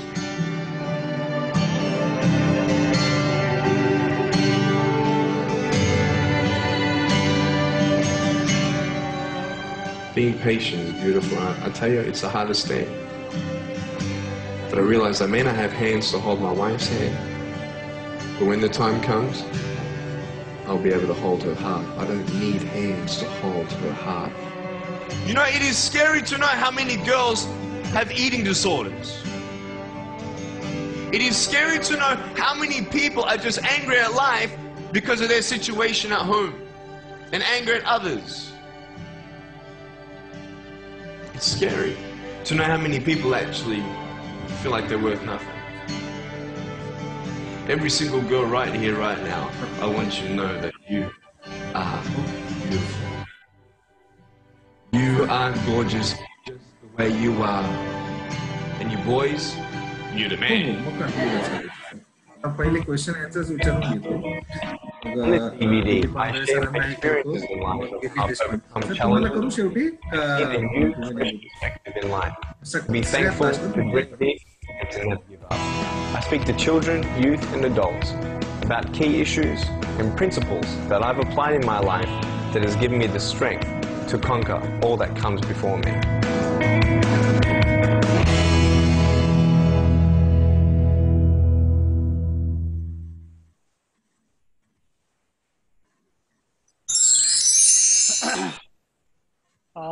Although this is the end of the PPT, but this is the new beginning. बघा, 2 coat आहेत त्यांचे, फार सुंदर आहेत. I know for certain that God does not make mistakes, but He does make miracles. I am one, you are two. Change your attitude, change your life. Nick Vujicic. मित्रांनो, केवळ LICतच नव्हे तर जीवनाच्या प्रत्येक अंगामध्ये तुम्ही भरभरून प्रगती करावी, हिस्टॉरिकल परफॉर्मन्स करावा, यासाठी आपल्याला शुभेच्छा. आणि होम पिच वरच मला बोलायची संधी दिली, सगळ्यांनी सहन केलं, याबद्दल खूप खूप धन्यवाद.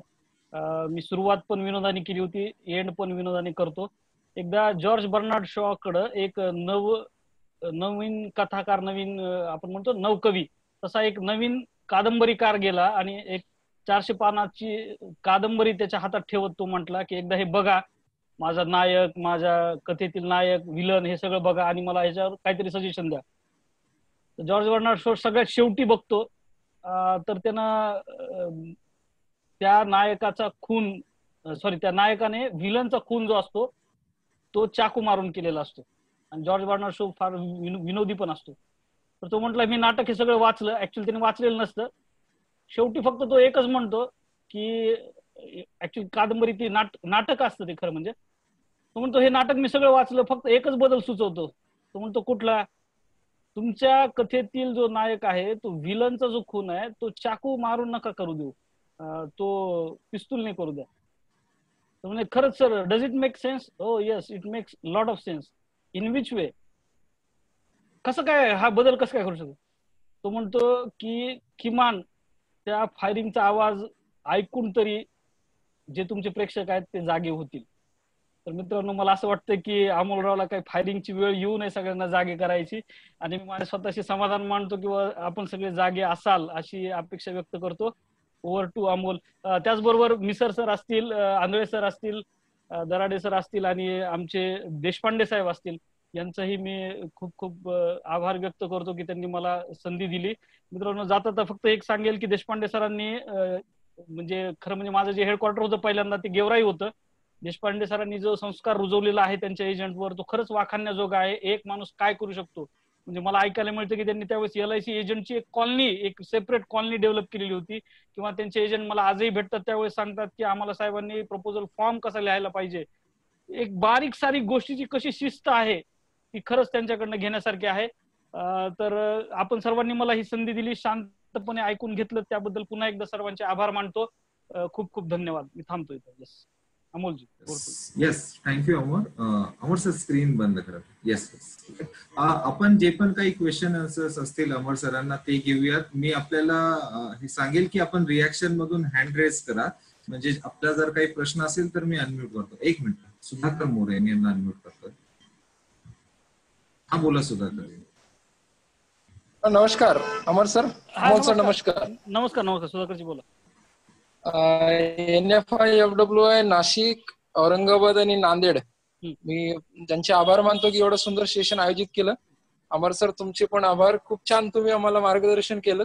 माझा एक प्रश्न छोटासा आहे की जेव्हा एजंट फेल होतो आणि तेव्हा तो पुन्हा परीक्षा देण्यासाठी बऱ्याच वेळा तयार नसतो, तर त्याला कसं मोटिवेट करता येईल? फेल मला असं वाटतं की दोन कारणासाठी होतो. जर त्याला LICतलं आधीच काही कळत असेल तर मला असं वाटतं की त्याला जास्त चान्सेस आहेत फेल होण्याचे. म्हणजे आपल्याकडे उदाहरण आहे तसं.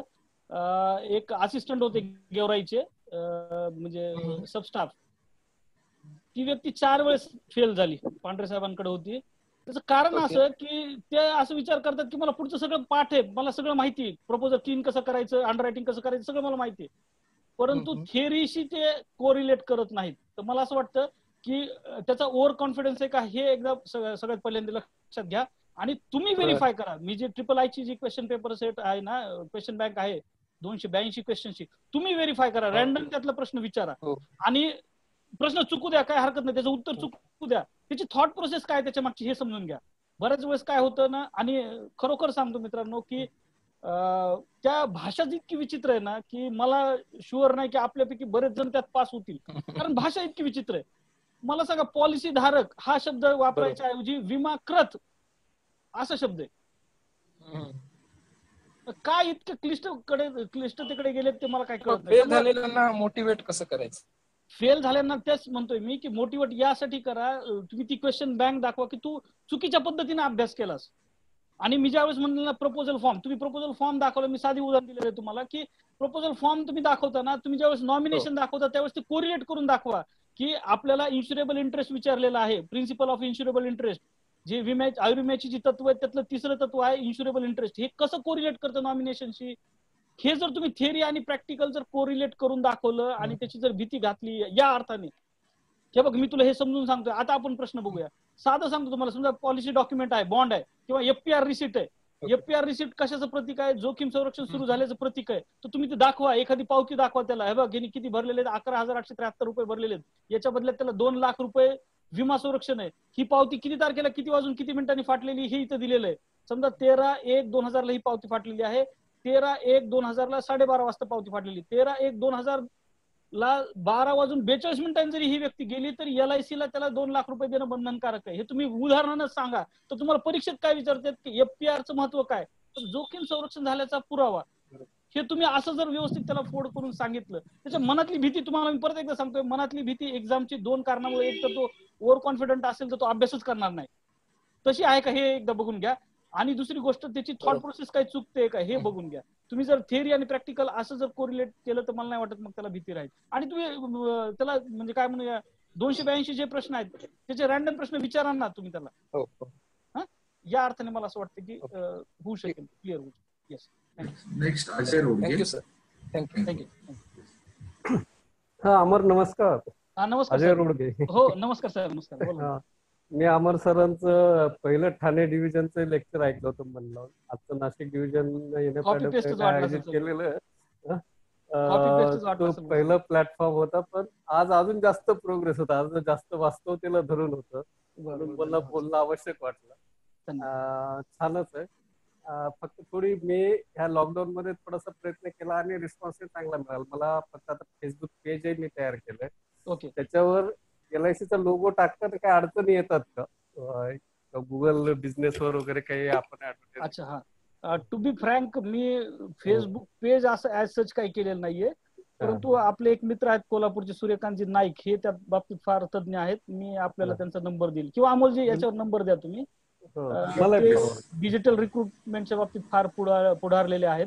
तर कुणाला काय अडचण असेल तर तुम्ही त्यांच्याशी संपर्क करू शकता. मी वैयक्तिक नाही केलेलं फेसबुक नाही केलं. एक फेसबुक पेजची ऍडव्हर्टाईज, साधारणतः फेसबुक पेज तयार केलं तर फेसबुक वाले काही फीस घेऊन आपलं फेसबुक पेज साधारणतः आपल्या एरियातल्या जे लोक फेसबुक वापरतात त्यांना आपण क्रायटेरिया द्यायचा असतं की ह्या एज ग्रुप मध्ये माझं फेसबुक पेज दिसलं पाहिजे लोकांना. दोन प्रकारे आहेत, फ्री मध्ये पण आहे, पेड मध्ये पण आहे. पेड मध्ये पेडला फार काही फीस लागत नाही, 500 रुपये लागतात.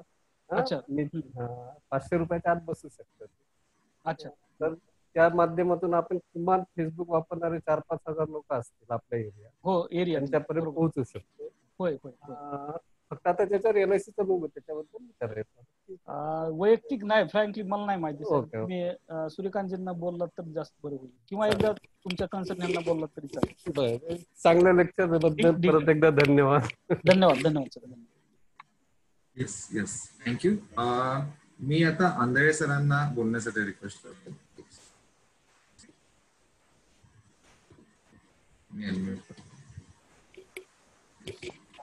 आंधळे सर आवाज येतोय? हा येतोय. आवाज येतोय का माझा? येतोय सर आवाज, बोला सर. नमस्कार. नमस्कार सर. नमस्कार मित्रांनो. आज जवळपास 2 तास अमर फाफळ सरांनी रिक्रुटमेंट ऑफ द एजंट, जो आपले विकास अधिकाऱ्याच्या ऑर्डर मध्येच आहेत की recruit the agent and train them, तर त्यांनी नुसतं रिक्रूट द एजंट नाही तर तो 5